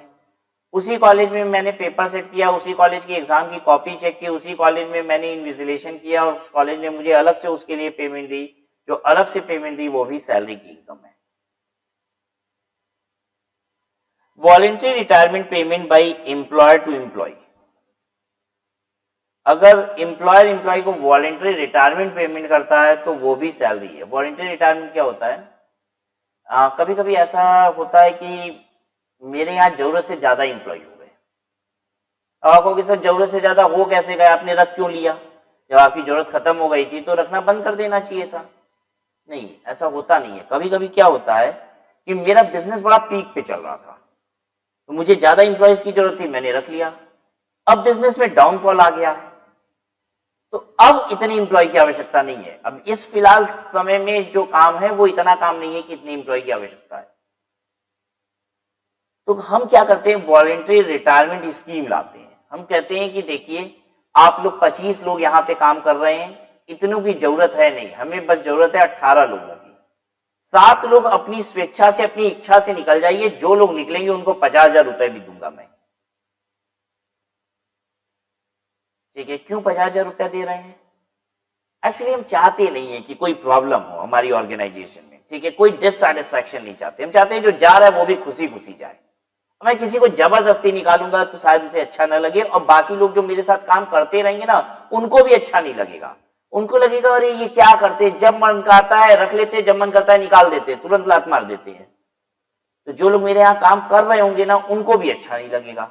तो मैंने इसीलिए बड़ा शांतिपूर्वक स्कीम डिवाइस किया, वॉलंटरी रिटायरमेंट। वॉलंटरी रिटायरमेंट एक शांतिपूर्वक स्कीम है जो ये कहता है कि अपने से वॉलंटरी रिटायर हो जाओ, कहने की जरूरत ना पड़े, अपने से रिटायर हो लो अभी तुरंत। कंपनी छोड़ दो, आपको 50,000 रुपए भी मिलेंगे, छोड़ने का 50,000 रुपए मिलेगा। ठीक है, ये जो पेमेंट एम्प्लॉयर ने की है, कब की जाए ध्यान दीजिएगा। छोड़ दिया एम्प्लॉय तब तो की आपने। 50,000 हम कब देंगे? जब वो कहेगा, अपना रेजिग्नेशन साइन करके देगा कि यस मैं छोड़ रहा हूं, तब ना दूंगा। और जिस दिन रिजाइन कर दिया, जरा ध्यान दीजिए, क्या वो एम्प्लॉय है? अब तो एम्प्लॉय है ही नहीं। लेकिन मैंने उसको पेमेंट की कितने की? 50,000 रुपए। तो क्या वो सैलरी कहलाएगा? हाँ, सैलरी कहलाएगा। क्यों? क्योंकि हम पास्ट एम्प्लॉयर थे। एम्प्लॉयर का मतलब प्रेजेंट एम्प्लॉयर ही थोड़ी ना होता है, पास्ट एम्प्लॉयर से भी जो आएगा वो सैलरी है। तो वॉलंटरी रिटायरमेंट पे जो मैं पैसा दूंगा वो भी पाने वाले के हाथ में क्या है? सैलरी की इनकम है। Remuneration to MP MLA। MP parliament के मेंबर, MLA लेजिस्लेटिव असेंबली के मेंबर्स। MPs बेसिकली जिनसे सेंट्रल गवर्नमेंट बना है, MLAs जिनसे स्टेट गवर्नमेंट बनी है। इन्होंने ये बताया है कि ये लोग गवर्नमेंट एम्प्लॉय नहीं है। बता सकते हैं, यही लोग कानून बनाने वाले हैं। इन्होंने अपने बारे में बताया कि हम लोग सरकारी नौकर नहीं है, हम लोग गवर्नमेंट एम्प्लॉय नहीं है, हम लोग खुद ही गवर्नमेंट है। और ऐसे में सिंस हम गवर्नमेंट एम्प्लॉय नहीं है तो जो पैसा आ रहा है वो सैलरी कैसे होगी, क्योंकि पैसा जो एम्प्लॉय को आता है वो ना सैलरी होती है। हम कोई सरकारी नौकर थोड़ी ना है, ये एमपी एमएलए बोल रहे हैं, हम सरकार हैं। तो इसलिए हमारे हाथ में जो इनकम आएगी, इनका कहना है कि ये क्या है, इनकम फ्रॉम अदर सोर्सेस। ठीक है, चलिए अब आगे समझते हैं हम लोग। तो हम लोग ने कुछ एग्जांपल देखे, इससे हमारा माइंड जरूर क्लियर हो गया और हमें पता चल गया कि सैलरी कब है और कब सैलरी नहीं है। ठीक है, और जब भी सैलरी नहीं है, in most of the cases you will find कि वो अदर सोर्सेस हो जाता है। कुछ केसेस में बिजनेस भी है, जैसे कि पार्टनरशिप फंड से जो पेमेंट आ रही थी पार्टनर्स को, ठीक है, चाहे सैलरी की हो चाहे इंटरेस्ट ऑन कैपिटल हो, वो सब बिजनेस की वजह से, इसलिए वो पार्टनर के हाथ में क्या था, बिजनेस की इनकम थी। पार्टनरशिप फंड क्या है, बिजनेस ही तो है, और ये पैसा सैलरी और इंटरेस्ट जो पार्टनर को आ रहा है वो बिजनेस से पैसा खींच के आ रहा है, और इसलिए वो उनके हाथ में पीजीवीपी की इनकम कहलाती है। एम्प्लॉयर इंक्लूड्स फॉर्मर, फॉर्मर का मतलब होता है पास्ट, एम्प्लॉयर का मतलब पास्ट एम्प्लॉयर भी है। प्रेजेंट, प्रेजेंट तो आप समझते ही हैं, प्रेजेंट का मतलब द करंट एम्प्लॉयर, जो अभी एम्प्लॉयर है। प्रोस्पेक्टिव एम्प्लॉयर, प्रोस्पेक्टिव एम्प्लॉयर का मतलब होता है फ्यूचर एम्प्लॉयर।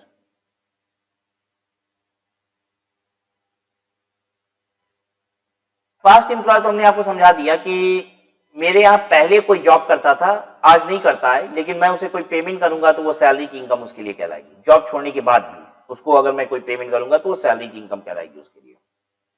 प्रेजेंट में तो भाई कोई डाउट ही नहीं है आपको कि आज वो मेरा एम्प्लॉय है, आज मैं उसका एम्प्लॉयर हूं, और कोई भी पेमेंट करूंगा तो क्या कहलाएगा, सैलरी कहलाएगा। नो, समझ लीजिए प्रोस्पेक्टिव एम्प्लॉयर, यहां थोड़ा समझने वाली बात है। मेरे पड़ोस में एक ऑफिस है, ठीक है, और उसका प्यून अक्सर मेरी ऑफिस आया जाया करता है फाइल पहुंचाने के लिए, वो बगल वाली ऑफिस से। मेरे जो पड़ोस में ऑफिस है उसका जो प्यून है अक्सर मेरी ऑफिस विजिट करता है, उस ऑफिस से फाइल का आदान प्रदान होता रहता है। इसलिए वो जो लड़का आता है ना बगल वाली ऑफिस से, वो मुझे बहुत अच्छा लगता है। गलत मत समझिएगा, बहुत अच्छा लगने का मतलब क्या है, उसका काम करने का तरीका बहुत अच्छा लगता है। ठीक है, मेरी इच्छा है कि वो मेरी ऑफिस में काम करे, क्योंकि उसे बड़ी समझ है, ठीक है, बड़ा इंटेलिजेंट है, बड़ा शार्प माइंडेड लड़का है। मैं चाहता हूं कि वो लड़का मेरे यहां जॉब करे, लेकिन मैं उससे कह भी नहीं सकता ये बात, मेरे पड़ोस वाली ऑफिस में ही काम करता है, और जिसके यहां काम करता है उससे भी मेरे बड़े अच्छे संबंध है, तो मैं कैसे कह दूं उसे। मैंने एक दिन क्या किया, जब वो बंदा मेरी ऑफिस आया तो मैंने उसे धीरे से 1000 रुपए दे दिए, धीरे से या जैसे भी, मैंने 1000 रुपए उसे दे दिया। उसने बोला सर किस बात का, हमने कहा रखो बेटा रखो। ऐसा है, संडे को तुमसे मिलना है 2 घंटे के लिए, तुम 10 बजे जरा संडे को चले आना तो मेरी ऑफिस, इस बार संडे को मेरी ऑफिस खुलेगी, 10 बजे चले आना, 10 बजे तुमसे मिलना है। मैंने कुछ बताया नहीं, बस 1000 रुपए उसको दे दिया। इससे ये इंश्योर हो गया कि बंदा संडे को 10 बजे जरूर आएगा। आएगा कि नहीं, आपको क्या लगता है, आएगा। अभी 1000 रुपए दिए मैंने, बिना बात के दे दिए हैं, आएगा कि नहीं, आएगा, संडे को तो जरूर आएगा आपको। अब वो जब संडे को आता है तो मैं उससे थोड़ी सी बातें करता हूं। मैं पूछता हूं कि तुम्हें क्या तनख्वाह मिलती है, बगल वाली ऑफिस में काम करते हो। उसने बताया कि मैं बगल वाली ऑफिस में काम करता हूं, मुझे 10,000 रुपया मिलता है। मैंने कहा एक काम करो यार, तुम्हारी वर्क ज्यादा है, मैंने इंकरेज करना उसको। मैंने कहा कि अरे नहीं यार, तुम्हें 10,000 नहीं मिलने चाहिए, तुम्हें तो कम से कम भी 12,000 तो मिलनी ही चाहिए। वैसे तो तुम्हारी वैल्यू 13,000 होनी चाहिए, लेकिन चलो 12 तो कम से कम भी मिलना चाहिए। कहा बात तो सही कह रहे हैं सर, अब वो भी देखिए, बात तो सही कह रहे हैं सर, मिलना तो 12,000 ही चाहिए कम से कम भी, लेकिन वहां तो 10 ही मिल रहा है, अब मैं क्या करूं। जब वो बोलता है अब मैं क्या करूं, तो अब मैं बोलता हूं एक काम कर, तू मेरे यहां रह ले, 12,000 रुपए मैं तुझको दूंगा, मेरे यहां रह ले। जब उसी से बुलवा दिया, अब मैं क्या करूं, उसने बोला सर मिलने तो चाहिए 12,000, लेकिन अब मैं क्या करूं। मैंने कहा अब मैं क्या करूं, एक काम कर, तू मेरे यहां रह ले, 12,000 मैं तुझको दूंगा। अब 12 भी क्या छोड़, 13,000 रुपए देता हूं तुझको, क्योंकि वो 12 पे एग्री हो रहा था, ठीक है, और मुझे से रास्ता पूछ रहा था। जब सोचो मैं ही रास्ता भी बता दूं और 13,000 कर दूं, अब वो रहेगा कि नहीं रहेगा। वो मेरे यहां जॉब ज्वाइन कर लेता है, और महीना पूरा होता है उसे 13,000 रुपए की तनख्वाह भी मिल जाती है। अब बात समझिएगा, ये जो 13,000 रुपए मैंने दिए, ये क्या है, सैलरी की इनकम। और जो 1,000 रुपए बहुत पहले ऐसे ही झूठ मूठ का दे दिया था, वो क्या था, वो भी सैलरी की इनकम, क्योंकि उस दिन मैं उसका क्या था, फ्यूचर इंप्लॉयर। मैं उस दिन जिस दिन 1000 रुपए दिया था उस दिन इंप्लॉयर नहीं था, लेकिन उस दिन फ्यूचर इंप्लॉयर था कि नहीं था, बाद में इंप्लॉयर बना, इसलिए वो 13,000 रुपए भी सैलरी की इनकम है, जो 1000 रुपए पहले ले गया था वो भी सैलरी की इनकम बन जाएगी। अब आप कहेंगे सर अगर वो मान लीजिए ज्वाइन नहीं करता तो, आप भले उसको 13,000 का ऑफर दिए, वो कहता है नहीं सर मैं तो काम वहीं करूंगा चाहे कुछ भी हो जाए, ठीक है, मैं बरसों से वहां काम कर रहा हूं, मेरे पिताजी भी वहीं काम करते थे, अब मैं भी वहीं काम करता हूं, मेरा बेटा भी वहीं काम करेगा। अरे ये देखो अभी उसको छोड़ना, वो तो अपने बेटे को भी कह रहा है वहीं काम करेगा। अब जो मैंने 1000 रुपए दिए थे उसका क्या हुआ, वो उसकी इनकम है। हाँ, इनकम टैक्स तो कहता है जो भी पैसा आएगा वो इनकम है। अब इनकम है कौन सी, ये बात अलग है। कौन सी इनकम है आपके हिसाब से? जो 1000 रुपए मैंने दिए थे उसने मेरी नौकरी ज्वाइन नहीं की, अब क्या होगा, वो इनकम फ्रॉम अदर सोर्सेस बन जाएगी उसकी, ठीक है। अगर कर लेगा तो वही 1000 रुपए सैलरी की इनकम कहलाएगी। समझ में आ गई बात सबको? तो एम्प्लॉयर कौन हो सकता है, past employer, present employer as well as future employer. तो ये तो हो गया सैलरी का एक छोटा सा इंट्रोडक्शन, ठीक है। अब हमें एक विशेष बात करनी है, मतलब अब हम चैप्टर में घुस रहे हैं, एंटर कर रहे हैं, और सबसे पहली चीज जो हमें समझनी है कि सैलरी टैक्सेबल कैसे होती है। बेसिस ऑफ चार्ज, सेक्शन 15 बताता है basis of charge salary taxable कैसे होती है। Salary is taxable on receipt और due basis whichever is earlier. Salary is taxable on due और रिसिप्ट विचएवर इज अर्लियर। मतलब अगर सैलरी ड्यू हो गई आपकी, अगर आपकी सैलरी ड्यू हो गई, आपको रिसीव नहीं हुई है, एम्प्लॉयर ने दिया ही नहीं, सैलरी नहीं दे रहा है एम्प्लॉयर, अभी बाकी लगा के रखा है पैसा, तो भी सैलरी आपके हाथ में टैक्सेबल हो जाएगी। अगर आपको सैलरी रिसीव हो गई और ड्यू ही नहीं हुई है, सैलरी आपको रिसीव हो गई ड्यू नहीं हुई, इसका मतलब क्या है, एडवांस में पैसा पा गए, ठीक है। ड्यू तो अभी हुई नहीं सैलरी, क्यों ड्यू नहीं हुई, क्योंकि अभी आप आगे के 3 महीने का सैलरी उठा के बैठे हो, वो ड्यू कहां होगी, वो ड्यू तो आगे के 3 महीने में होगी ना, सैलरी ड्यू हुई नहीं आपकी, फिर भी आपको रिसीव हो गई, क्या वो भी टैक्सेबल हो जाएगा? हो जाएगा। जो पहले हो गया, ड्यू पहले हो गया तो टैक्सेबल, रिसीव पहले हो गया तो टैक्सेबल। हम इनफैक्ट पहले वर्ड यूज करते ही नहीं है। Basically we need to do calculation, हमें तो जोड़ना है भैया, हमको तो इनकम जोड़ के निकालनी है कि कितनी सैलरी की इनकम बैठती है। तो अर्लियर वर्ड हमारे लिए ज्यादा सूटेड नहीं है, हम जो वर्ड यूज करते हैं वो यूज करते हैं विचएवर इज हायर। और अगर आपको याद आ रहा हो तो बेसिक की क्लास में मैंने ये बात आपको उस दिन भी समझाई थी, जो जल्दी होगा वही ज्यादा होगा। समझिए क्यों, जो जल्दी होगा वही ज्यादा होगा।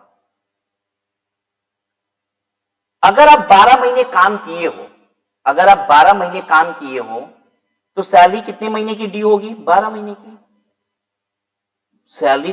12 महीने अगर काम किए हो तो, 12 महीने काम ही नहीं किए हो, नौकरी 12 महीने नहीं की हो तो 12 महीने की ड्यू नहीं होगी, लेकिन अगर किए हो तो ड्यू होगी कि नहीं, 12 महीना होगी। तो हम एज्यूम कर ले रहे हैं एक बार कि आप साल भर काम करते हो, ठीक है, बदतमीज किस्म के नहीं हो कि पहले 2 महीना काम किया फिर 2 महीना घर पे रहेंगे, फिर 2 महीना काम करेंगे फिर घर पे रहेंगे, 12 महीना काम करते हो आप। अगर आप 12 महीने काम करते हो तो सैलरी ड्यू होती है 12 महीने की, लेकिन अगर हम पैसा रिसीव करने की बात करें तो हो सकता है आपको 10 ही महीने की तनख्वाह मिली हो। पॉसिबल है कि नहीं है भाई, रिसीव तो कम भी हो सकता है, अभी एम्प्लॉयर नहीं दिया है 2 महीने की सैलरी, बाकी चल रही है, लेकिन 12 महीने काम की हो तो ड्यू तो 12 महीने की हो गई है ना, रिसीव हो सकता है 10 ही महीने की हुई हो सकता है 12 महीने की हो गई, एम्प्लॉयर बड़ा अच्छा है, टाइमली एकदम पेमेंट करता है। और ऐसा भी हो सकता है कि आपको 15 महीने की सैलरी मिल गई हो। क्यों 15 महीने की मिल गई बच्चों, 3 महीने की एडवांस मिल गई, आपने रिक्वेस्ट की एम्प्लॉयर को, एम्प्लॉयर ने 3 महीने की आगे तक की सैलरी दे दी आपको। यानी एक बात समझिएगा, अगर हम 12 महीने काम करते हैं तो ड्यू तो 12 महीने की होगी, लेकिन रिसीव हो सकता है 10 महीने हुई हो सकता है 12 महीने की हुई हो, और हो सकता है 15 महीने की हो गई हो। अब एक एक केस को पकड़ते हैं, सबसे पहले हम ये वाला केस समझेंगे, 12 महीने की ड्यू लेकिन 10 महीने की पेमेंट, इस केस को समझो। क्या चीज पहले हुआ है, ड्यू की रिसीव, ड्यू पहले हो गया, 12 महीने का ड्यू हो गया, अभी रिसीव नहीं हुआ है, रिसीव पीछे हो रहा है, देर में हो रहा है, तभी तो रिसीव पीछे है, रिसीव 10 ही महीना है। बात समझिए, क्या चीज जल्दी हो रहा है? अगर हम आपसे कहते हैं कि 10 महीने की रिसिप्ट हुई है और 12 महीने का ड्यू हो गया, तो कौन सी चीज जल्दी हो रही है? ड्यू जल्दी हो रहा है, रिसीव पीछे पीछे चल रहा है। देखो 10 ही महीना अभी रिसीव हुआ है, यानी ड्यू आगे चल रहा है, रिसीव पीछे चल रहा है। कौन सा अर्लियर है? Which is earlier? अर्लियर क्या है? क्या जल्दी जल्दी हो रहा है? ड्यू। क्या जल्दी जल्दी हो रहा है? ड्यू जल्दी जल्दी हो रहा है। सबको समझ में आया कि नहीं ये बात? ड्यू जल्दी हो रहा है। अब एक बात बताइए, ड्यू जल्दी हो रहा है ना, ज्यादा क्या है? ड्यू ही तो ज्यादा है, 12 महीने की सैलरी। तो विच एवर इज अर्लियर का मतलब ये होता है विच एवर इज हायर। अरे वही चीज ज्यादा होगी जो ज्यादा तेजी से चल रही है। अब यहां वाले एग्जांपल में समझाएं, ज्यादा दिमाग पे जोर नहीं देना, अगर नहीं समझ में आएगा ना तो सीधे रट लेना, whichever is higher. Whichever is earlier का मतलब होता है विच एवर इज हायर। जोर दिमाग पे उतना ही देना कि दिमाग फटे ना। आइए यहां पे समझते हैं। ड्यू 12 महीने की हुई, रिसीव 15 महीने की हो गई। सैलरी ड्यू 12 महीने की हुई, रिसीव 15 महीने की हो गई। मुझे बताइए क्या चीज तेजी से हो रहा है? आगे आगे क्या चल रहा है? रिसिप्ट आगे चल रहा है कि ड्यू आगे आगे चल रहा है? रिसिप्ट आगे चल रहा है, तभी तो 15 महीने हो गया। ड्यू पीछे पीछे चलेगा उसके, रिसिप्ट आगे आगे चल रहा है। अर्लियर इज योर रिसिप्ट, ये अर्लियर है। अब एक बात बताइए, ज्यादा क्या है? यही तो है 15 महीने की सैलरी, रिसिप्ट। तो जो अर्लियर होगा वही ज्यादा होगा बच्चों, ठीक है ये बात? तो अब मैं आपको से बोलूंगा, जो मैं बोल रहा हूं वो याद करेंगे आप। Salary is taxable on receipt और due basis whichever is higher. Due या रिसिप्ट में से जो ज्यादा होगा वही आपके हाथ में टैक्सेबल होगा। आइए एग्जांपल्स करते हैं इसके लिए।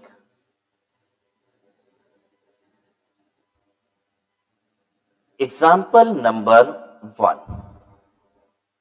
छोटे एग्जाम्पल से आगे धीरे धीरे बढ़ते जाएंगे और 3-4 कैलकुलेशन में हम लोग कोशिश करेंगे कि सैलरी कितनी टैक्सेबल होती है ये निकालना आ जाए। हमें सैलरी कौन सी ईयर की निकालनी है बच्चों, ये भूलना मत, मैं फिर से लिख देता हूं। हमें कैलकुलेट करनी है salary for the previous year 1890, ये बात भूलिएगा नहीं, ठीक है? मिस्टर एक्स ज्वाइंट जॉब, और ये एग्जांपल लिखिए, आप सभी नोट करेंगे, सिर्फ देखना नहीं है, नोट भी करना है। Mister x joint job on 1/5/18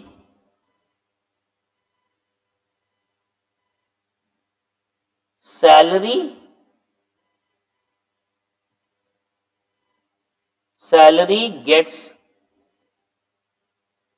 due on last day of each month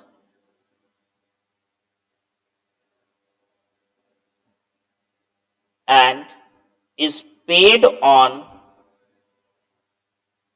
5th day of next month.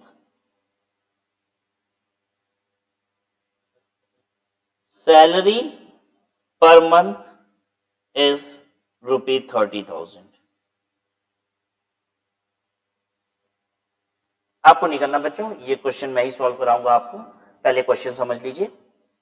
Mister X ने जॉब ज्वाइन की है 1/5/2018 को, ठीक है? Salary gets due on last day of each month. Salary due कब होती है? Last day of each month, और वो पे कब होती है? अगले महीने की 5 तारीख को। इस ड्यू का मतलब क्या होता है बच्चों, अब ये मैं आपको बता दूं। ड्यू का मतलब होता है किस डेट को एम्प्लॉयर अपने बुक्स ऑफ अकाउंट में सैलरी पेबल की एंट्री करता है। इसका मतलब ये होता है कि वो salary gets due on last day of each month, तो पता है लास्ट डे ऑफ मंथ को वो एक एंट्री करता है। कौन सी एंट्री करता है? Salary account debit to salary payable. कितना? 30,000। जिस दिन एम्प्लॉयर ये एंट्री करता है ना, जिस दिन एम्प्लॉयर ये एंट्री करता है, वो कहलाती है salary due date. What is salary due? जिस दिन एम्प्लॉयर सैलरी पेबल की एंट्री करता है अपनी बुक्स ऑफ अकाउंट, उसे कहा जाता है सैलरी ड्यू की डेट। जिस दिन एम्प्लॉयर पेमेंट करता है वो एम्प्लॉय के लिए कहलाता है रिसिप्ट की डेट। फिर से सुनिएगा, यहां पे लिखता है ना, salary is taxable on receipt basis और due basis whichever is higher. Receipt का मतलब क्या है? रिसिप्ट का मतलब है एम्प्लॉयर की पेमेंट। सीधी सी बात है, एम्प्लॉयर की पेमेंट ही तो एम्प्लॉय का रिसिप्ट होगा। और ड्यू का मतलब क्या है? जिस दिन एम्प्लॉयर सैलरी पेबल की एंट्री करता है, एम्प्लॉयर सैलरी पेबल की एंट्री करता है।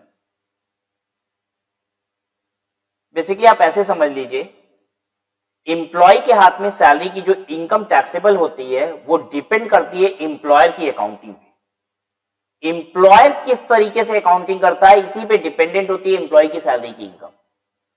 जिस दिन एम्प्लॉयर सैलरी पेबल की एंट्री मारता है उसे कहा जाता है ड्यू होना, और जिस दिन एम्प्लॉयर पेमेंट की एंट्री मारता है उस दिन कहलाता है सैलरी का रिसीव होना।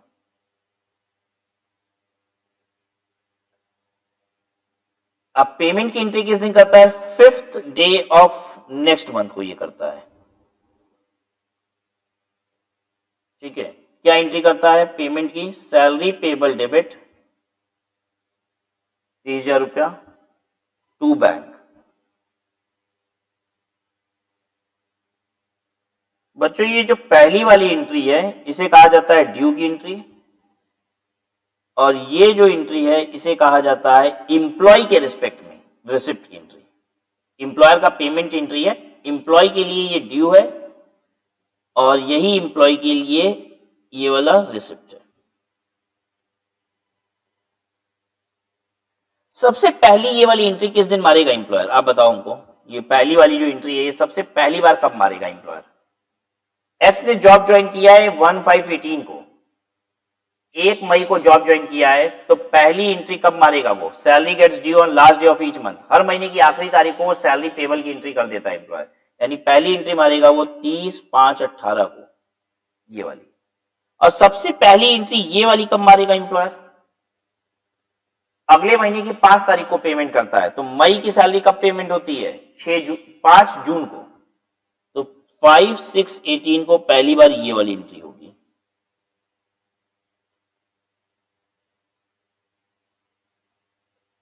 सबको इतनी बात समझ में आई कि नहीं आई, पहले तो ये बताइए। ड्यू का मतलब होता है पेबल, सैलरी पेबल की एंट्री करना। रिसिप्ट का मतलब होता है सैलरी पेमेंट की एंट्री करना।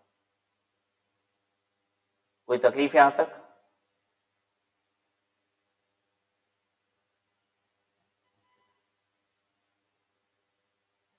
ठीक है, अब आप ये बताइए प्रीवियस ईयर 18-19 में सैलरी ड्यू कितनी बार होगा? सबसे पहली बार ड्यू हुआ है 30 मई को, तो मई में ड्यू हो गया। फिर अगला ड्यू कब होगा?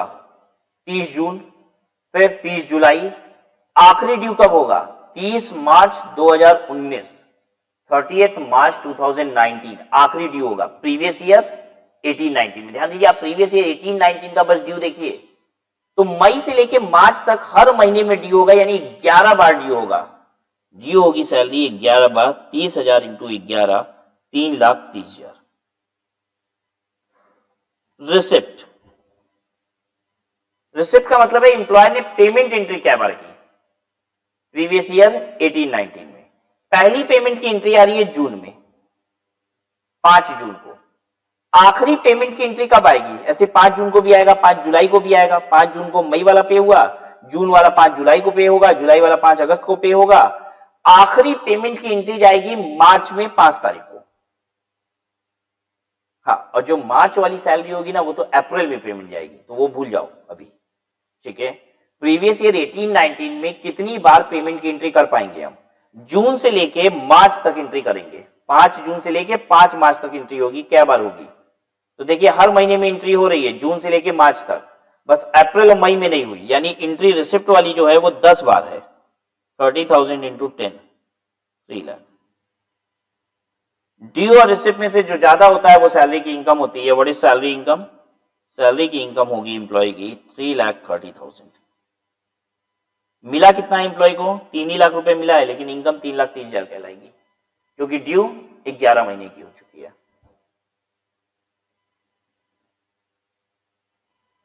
सबको समझ में आया कि नहीं आया?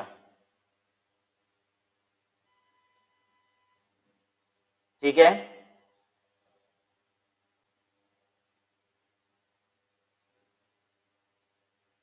एक दूसरा क्वेश्चन दे, कॉपी कर लीजिए अच्छे से, एंट्री वगैरह सब कॉपी कर लीजिए, एंट्री का मतलब भी लिख लीजिए।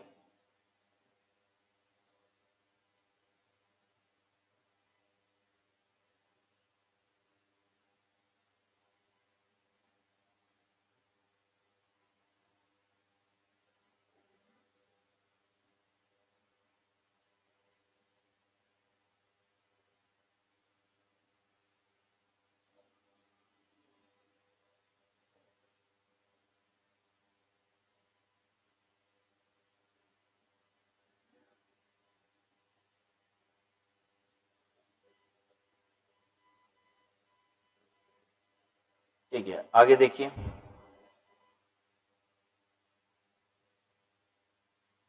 Example 2,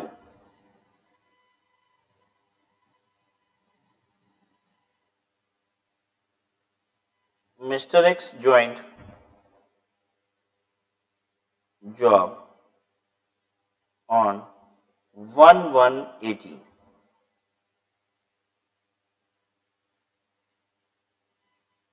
Salary gets due on last day of each month and is paid on fourth day of next month.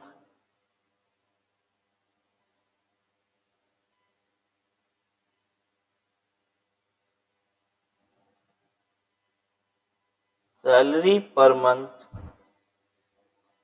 is equal to 40,000. Calculate salary income for PY 18-19.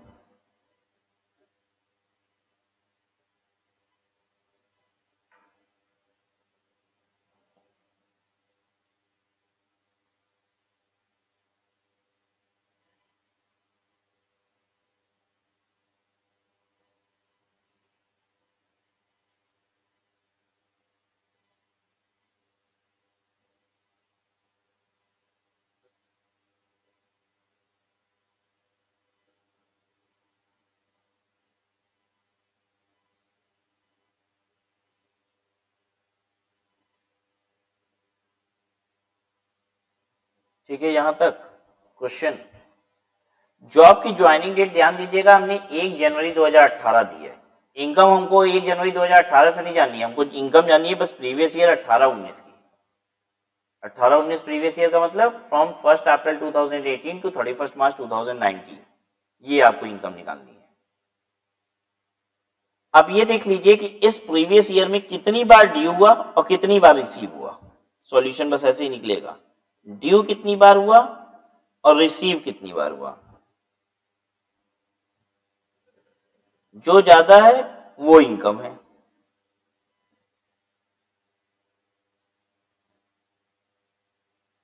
तो 40,000 इंटू कितना महीना करना है ड्यू के लिए, और 40,000 इंटू कितना महीना करना है रिसिप्ट के लिए, बस यही देखना है आपको। सोचिए और बताइए।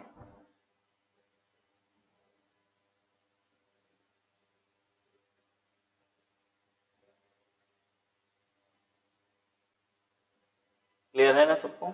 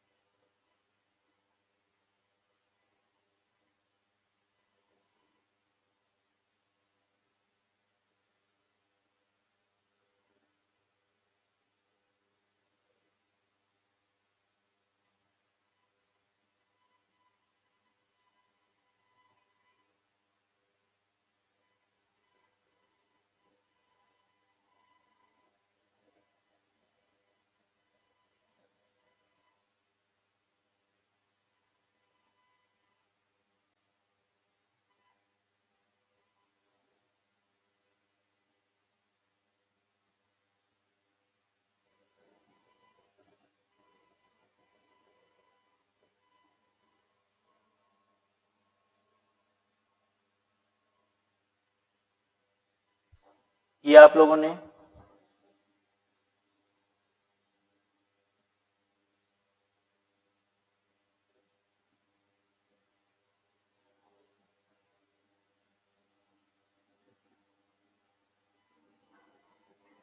बताइए जरा। सैलरी ड्यू हर महीने की आखिरी तारीख को होती है, तो भाई अप्रैल में भी सैलरी ड्यू होगी, अप्रैल 2018 में भी सैलरी ड्यू होगी, मार्च 2019 में भी सैलरी ड्यू होगी कि नहीं होगी? हर महीने सैलरी ड्यू हो रही है। आपने 1/1/18 से जॉब ज्वाइन किया है तो हर महीने जनवरी से लेके अब हर महीने ही सैलरी ड्यू होगी। हम लोग कंसर्न है प्रीवियस ईयर 18-19 से, तो बस उस प्रीवियस ईयर की बात कर लेते हैं। तो अप्रैल 18 से लेके मार्च 19 हर ईयर में सैलरी ड्यू हो रही है, 12 मंथ तक सैलरी ड्यू होगी 480। क्या हर महीने में सैलरी भी रिसीव हो रही होगी? अप्रैल में रिसीव हो रही है सैलरी, अप्रैल 18 में, हाँ 4 अप्रैल को सैलरी रिसीव हुई होगी। कौन सी? मार्च 18 वाली। तो 4 अप्रैल को भी सैलरी रिसीव हुई है, मई में भी रिसीव हो रही है, हर महीने हो रही है। क्या मार्च 19 में भी सैलरी रिसीव हो रही होगी? बिल्कुल रिसीव हो रही होगी 4 तारीख को, फरवरी 19 वाली, यानी हर महीने की 4 तारीख को तो सैलरी रिसीव हो रही है। अरे हम तो जनवरी 18 से जॉब कर रहे हैं ना, तो हर महीने की 4 तारीख को तो सैलरी आ ही रही है पिछले महीने की, छोड़े तो है नहीं जॉब, तो हर महीने की 4 तारीख को सैलरी रिसीव हो रही है और हर महीने की 30 तारीख को सैलरी ड्यू हो रही है, तो रिसीव भी आपको 12 महीने की हुई है 480। इनकम मेरी कितनी? दोनों में से जो ज्यादा है, दोनों ही बराबर है 480। अब आपको एक बात बताएं, ये क्या सिखाने के लिए हमने ये एग्जांपल किया था? बेसिकली ड्यू और रिसीव में अंतर तभी आता है जब ड्यूरिंग द करंट ईयर हम या तो नौकरी छोड़ देते हैं या तो ड्यूरिंग द करंट ईयर ही हम नौकरी ज्वाइन करते हैं। अगर कोई पहले से नौकरी कर रहा है और लगातार करते जा रहा है तो साल में 12 बार ड्यू होगी और 12 बार रिसीव होगी। या पिछले महीने का आएगा चाहे कोई भी आएगा, हर महीने आएगा ना सैलरी, बस इतना कॉमन सेंस लगाओ। कौन से महीने का आएगा क्या आएगा छोड़ दो, अगर हम पहले से नौकरी करते चले आ रहे हैं, ठीक है, तो हर महीने तो सैलरी आ रही है। वो हो सकता है पिछले महीने की हो या कुछ भी हो, आती तो हर महीने है ना, तो 12 महीने सैलरी आएगी और 12 महीने काम किए इसलिए 12 महीने ड्यू भी होगी। तो बेसिकली ड्यू और रिसीव बराबर होता है उनके लिए जो पहले से काम करते चले आ रहे हैं और साल के बीच में कभी नौकरी छोड़े भी नहीं है, तो 12 महीने उनका ड्यू होता है, 12 महीने रिसीव भी होता है। हर महीने काम किए तो 12 महीने ड्यू हुआ और हर महीने सैलरी भी पाए हैं तो 12 महीने रिसीव हुआ। ये तो उनके केस में रिसीव वगैरह कम हो जाता है जो करंट ईयर में जॉब ज्वाइन करते हैं। अब एक ऐसे समझिए, करंट ईयर में ही हमने जॉब ज्वाइन किया, ठीक है, और सैलरी हमको मिलती है अगले महीने की 5 तारीख को, तो भाई काम एक महीना इस बार ज्यादा हो गया इस साल और सैलरी एक महीने कम आई, क्योंकि पहले महीने हमको सैलरी रिसीव नहीं हुई होगी, अगले महीने से रिसीव हुई होगी ना। समझ में आ रही है बात? तो जो पहले साल हम जिस साल जॉब ज्वाइन करते ना, उस साल ये अंतर आता है कि ड्यू तो मेरी ज्यादा हो गई। मान लीजिए हम इस साल अप्रैल में जॉब ज्वाइन करेंगे तो अप्रैल की सैलरी तो मई में आएगी ना, तो इस बार सैलरी हमने काम किया 12 महीने, सैलरी पाए बस 11 महीने में, तो ये पहले साल ही अंतर आता है। तो मोटा मोटी हम आपको यही समझाना चाहते थे, जो काम करते चले आ रहे वर्षों से उनके लिए ड्यू रिसीव सब बराबर ही होता है वैसे तो। आइए थोड़ा सा टेक्निकल क्वेश्चन होगा, इसमें हम बंदे को जॉब ज्वाइन कराएंगे, छुड़वाएंगे भी जॉब, दूसरी नौकरी भी ज्वाइन करा देंगे, बहुत कुछ कराएंगे। अब आप हमको बताइएगा ड्यू कितना हुआ, रिसीव कितना हुआ, ठीक है। Example 3, mister x joined A limited on 1/5/18 at salary of ₹30,000 per month.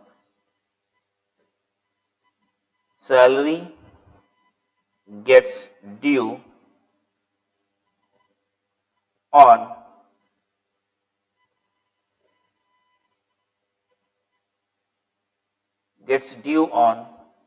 third day of next month.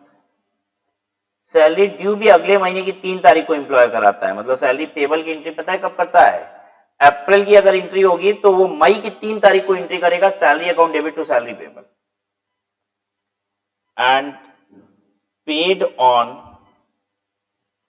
5th day of next month. और पे कब करता है? अगले महीने की 5 तारीख को। यानी अप्रैल की सैलरी 3 तारीख को ड्यू कराता है और 5 तारीख को पे करता है।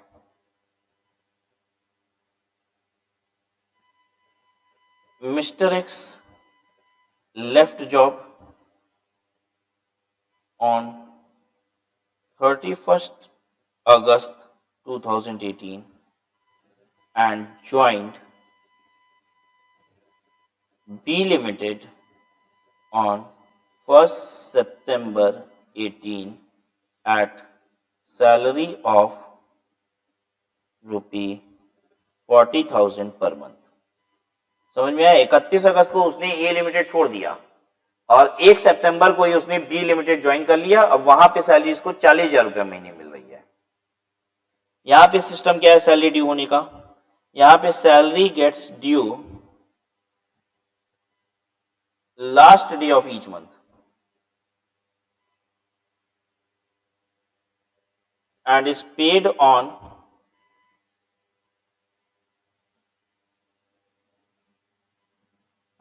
On seventh day of next month।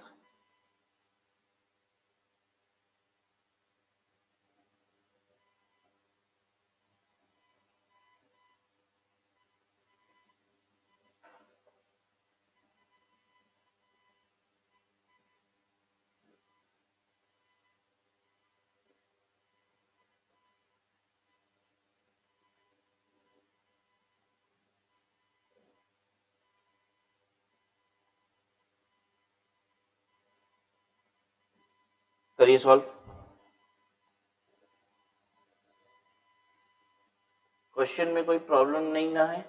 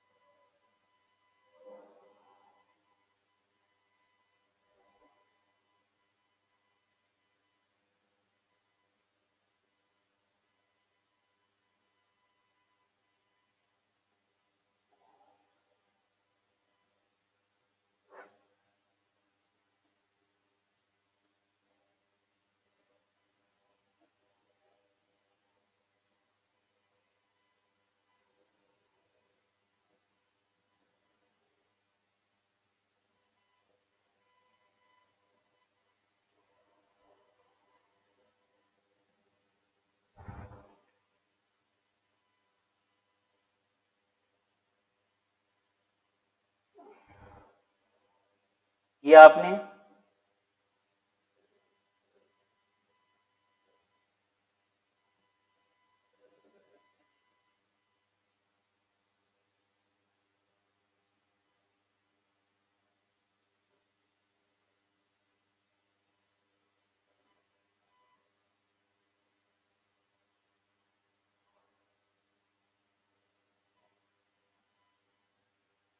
किया जाए आप खुद। चलिए देखिए इधर ए लिमिटेड की जॉब ज्वाइन की इसने 1/5/18 को, ठीक है। ड्यू कितना हुआ बताइएगा जरा, क्या बार 30,000 ड्यू होगा? 30,000 ड्यू क्या बार होगा? 1/5/18 को जॉब ज्वाइन की है, अगले महीने की 3 तारीख को ड्यू होता है। उसने जॉब कब छोड़ी है? एक एक चीज पे ध्यान दीजिए। 1/5 को ज्वाइन किया, अगले महीने की 3 तारीख को सैलरी ड्यू होती है और 31 अगस्त को उसने छोड़ दिया। तो पहली बार कब ड्यू होगा और आखिरी बार कब ड्यू होगा वो देख लीजिए, तो महीने हम काउंट कर लेंगे। अगर मई में जॉब ज्वाइन करते हैं तो पहली बार ड्यू होगा 3 जून को, अगले महीने की 3 तारीख को ड्यू होता है, तो 3 जून को पहली बार ड्यू होगा। ओके, नोट करते रहिए अपने दिमाग में, 3 जून को पहली बार ड्यू होगा, हम लिख रहे हैं 3 जून को पहली बार ड्यू होगा। आखिरी बार कब ड्यू होगा? अगस्त में जॉब छोड़ दी तो अगस्त वाली सैलरी तो मिलेगी ना। हाँ, अगस्त तक काम किए थे, 31 अगस्त तक काम किए थे, तो अगस्त की सैलरी जो ड्यू होगी वो 3 सितंबर को होगी। तो 3 जून से 3 सितंबर तक ड्यू हुआ है, पहली बार 3 जून को, आखिरी बार 3 सितंबर को। क्या बार ड्यू हुआ? ड्यू क्या बार हुआ? जून, जुलाई, अगस्त, सितंबर, 4 बार हुआ, जून में, जुलाई में, अगस्त में, सितंबर में। तो हम लिख देते हैं यहां पे इंटू 4। ठीक है, अभी ध्यान दीजिएगा, अभी 40,000 वाला भी कितनी बार ड्यू हुआ है वो भी देखना है। अभी हम एक काम करते हैं, पहले 30,000 का रिसिप्ट देख लेते हैं, 30,000 रिसीव क्या बार हुआ है। रिसीव जो होता है वो होता है अगले महीने की 5 तारीख को। देखो बच्चों, रिसीव होता है अगले महीने की 5 तारीख को। तो जो मई में हम जॉब ज्वाइन किए तो अगले महीने की 5 तारीख को, यानी हमको पहली बार सैलरी मिली 5 जून को। ठीक बोल रहे हैं कि नहीं? और आखिरी बार सैलरी हमको कब मिलेगी? अगस्त तक काम किए हैं तो अगस्त की सैलरी मिल जाएगी 5 सितंबर को, आखिरी बार मिलेगी 5 सितंबर को। पहली बार 5 जून को, आखिरी बार 5 सितंबर को। क्या बार सैलरी मिली हमको 30,000 वाली? जून, जुलाई, अगस्त, सितंबर, 4 बार मिल गई बच्चों, इंटू 4। अब नेक्स्ट काम क्या करना है? अब हमको देखना है कि कितनी बार बी लिमिटेड वाली सैलरी ड्यू हुई। बी लिमिटेड वाली सैलरी कितनी बार ड्यू हुई ये देखना है। ठीक है भाई, देखते हैं। हमने जॉब ज्वाइन की 1 सितंबर को और last day of the each month salary due हो जाती है, महीने के आखिरी तारीख को सैलरी ड्यू हो जाती है। तो पहली सैलरी ड्यू कब होगी बच्चों? सितंबर में ही। 1 सितंबर को जॉब ज्वाइन किए तो सितंबर की आखिरी तारीख को सैलरी ड्यू हो जाएगी ना। पहली बार 30 सितंबर को हो जाएगी, 30/9 को। आखिरी बार कब होगी? भाई जॉब तो छोड़े नहीं है तो हर महीने सैलरी ड्यू होगी। अब मार्च तक, 31 मार्च को आखिरी बार ड्यू होगी। समझ में आया कि नहीं आया? जल्दी से ध्यान दो इधर। Last day of the each month को सैलरी ड्यू होती है, महीने की आखिरी तारीख को। सितंबर में जॉब ज्वाइन की है तो 30 सितंबर को पहली बार ड्यू हो जाएगी और आखिरी बार ड्यू होगी मार्च में। क्या महीना हो गया? सितंबर, अक्टूबर, नवंबर, दिसंबर, जनवरी, फरवरी, मार्च। सितंबर, अक्टूबर, नवंबर, दिसंबर, जनवरी, फरवरी, मार्च, 4 3 7 महीने ड्यू होगी। ठीक है, 7 महीने की सैलरी ड्यू हुई है तो इसमें हम लिखेंगे 30,000 सॉरी 40,000 इंटू 7। रिसीव क्या बार हुई है बच्चों? अब ये देखो, रिसीव जो ये बता रहा है, ये कहता है कि रिसीव होती है अगले महीने की 7 तारीख को, अगले महीने की 7 तारीख को। तो सितंबर में जॉब ज्वाइन की है बी लिमिटेड, पहली सैलरी कब आएगी? बोलो, आप बोलोगे। सितंबर में जॉब ज्वाइन किए हैं, अगले महीने की 7 तारीख को सैलरी आती है, पहली सैलरी कब आएगी? 7 अक्टूबर को। 7 अक्टूबर को भी आएगी, फिर नवंबर में आएगी, दिसंबर में आएगी, जनवरी में आएगी, फरवरी में आएगी, मार्च में भी आएगी। ठीक है, 7 मार्च को आखिरी बार सैलरी आएगी इस फाइनेंशियल ईयर में, इस प्रीवियस ईयर में। ठीक है, हम लोग को बस प्रीवियस ईयर 18-19 से मतलब है कि इसमें क्या बार ड्यू हुआ, इसमें क्या बार रिसीव हुआ। तो भाई 7 अक्टूबर से आना शुरू होगा और 7 मार्च तक आएगा, हर महीने 7 तारीख को। तो अक्टूबर, नवंबर, दिसंबर, जनवरी, फरवरी, मार्च, 6 महीने तक आएगा। तो 40,000 इंटू 6 हो गया। कैलकुलेशन कर लीजिए।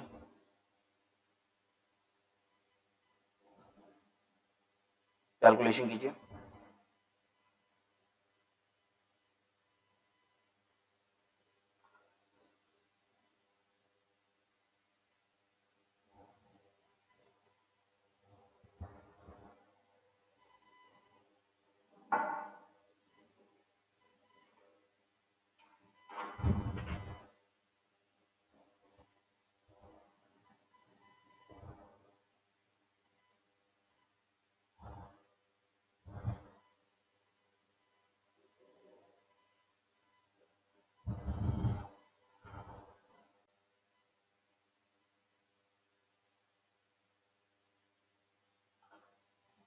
$40,000 इंटू 7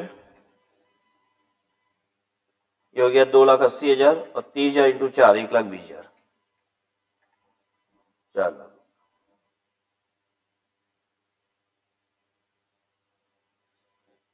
ये वाला हो जाएगा 6 2 लाख 40 हजार और 30,000 इंटू 4 1 लाख 20 हजार, 3 लाख 60 हजार। तो सैलरी की इनकम कितनी हो गई?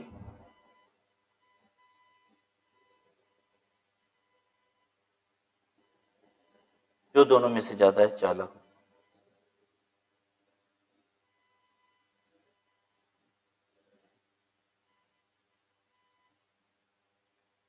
ठीक है, तो जिन्होंने सही किया बहुत अच्छी बात है, और जिन्होंने गलत किया उनको बात समझ में आई कि नहीं, ये इंपॉर्टेंट है। ठीक है, गलत करने के बाद भी अगर सही चीज समझ में आ जाए तो अच्छी बात है। क्लियर है सबको? अच्छा, आ जाइए वापस से बुक पे। इसके बाद आपको एक इलस्ट्रेशन मिलेगा, ये आप घर पे कर लीजिएगा। ये एग्जैक्टली इलस्ट्रेशन 3 जो हम लास्ट एग्जांपल कराए ना, इसके जैसा है, एकदम एग्जैक्टली ऐसा ही है। इसमें जॉब ज्वाइन छोड़ रहा है, वापस से दूसरी जॉब ज्वाइन कर रहा है। पहले 35,000 की नौकरी थी, फिर 40,000 की हो गई। आपको अकॉर्डिंगली ड्यू और रिसिप्ट देखना है। ठीक है, और निकालने का तरीका यही अपनाएंगे आप, ड्यू बनाएंगे, रिसिप्ट बनाएंगे, जो ज्यादा होगा वो सैलरी की इनकम लिखेंगे। ठीक है, अच्छा, इसके ऊपर देखिए एक चीज और था, मोर देन वन एम्प्लॉयर। अगर मान लीजिए मैं 5 जगह नौकरी कर रहा हूं, 2-2 घंटे की, दिन में 10 घंटे काम करता हूं, 2-2 घंटे की 5 जगह नौकरी कर रहा हूं, तो पांचों जगह से जो पेमेंट आएगी वो सैलरी है। यस, पांचों जगह से जो पेमेंट आएगी वो पांचों सैलरी इनकम ही है। ठीक है, you can have more than one employer.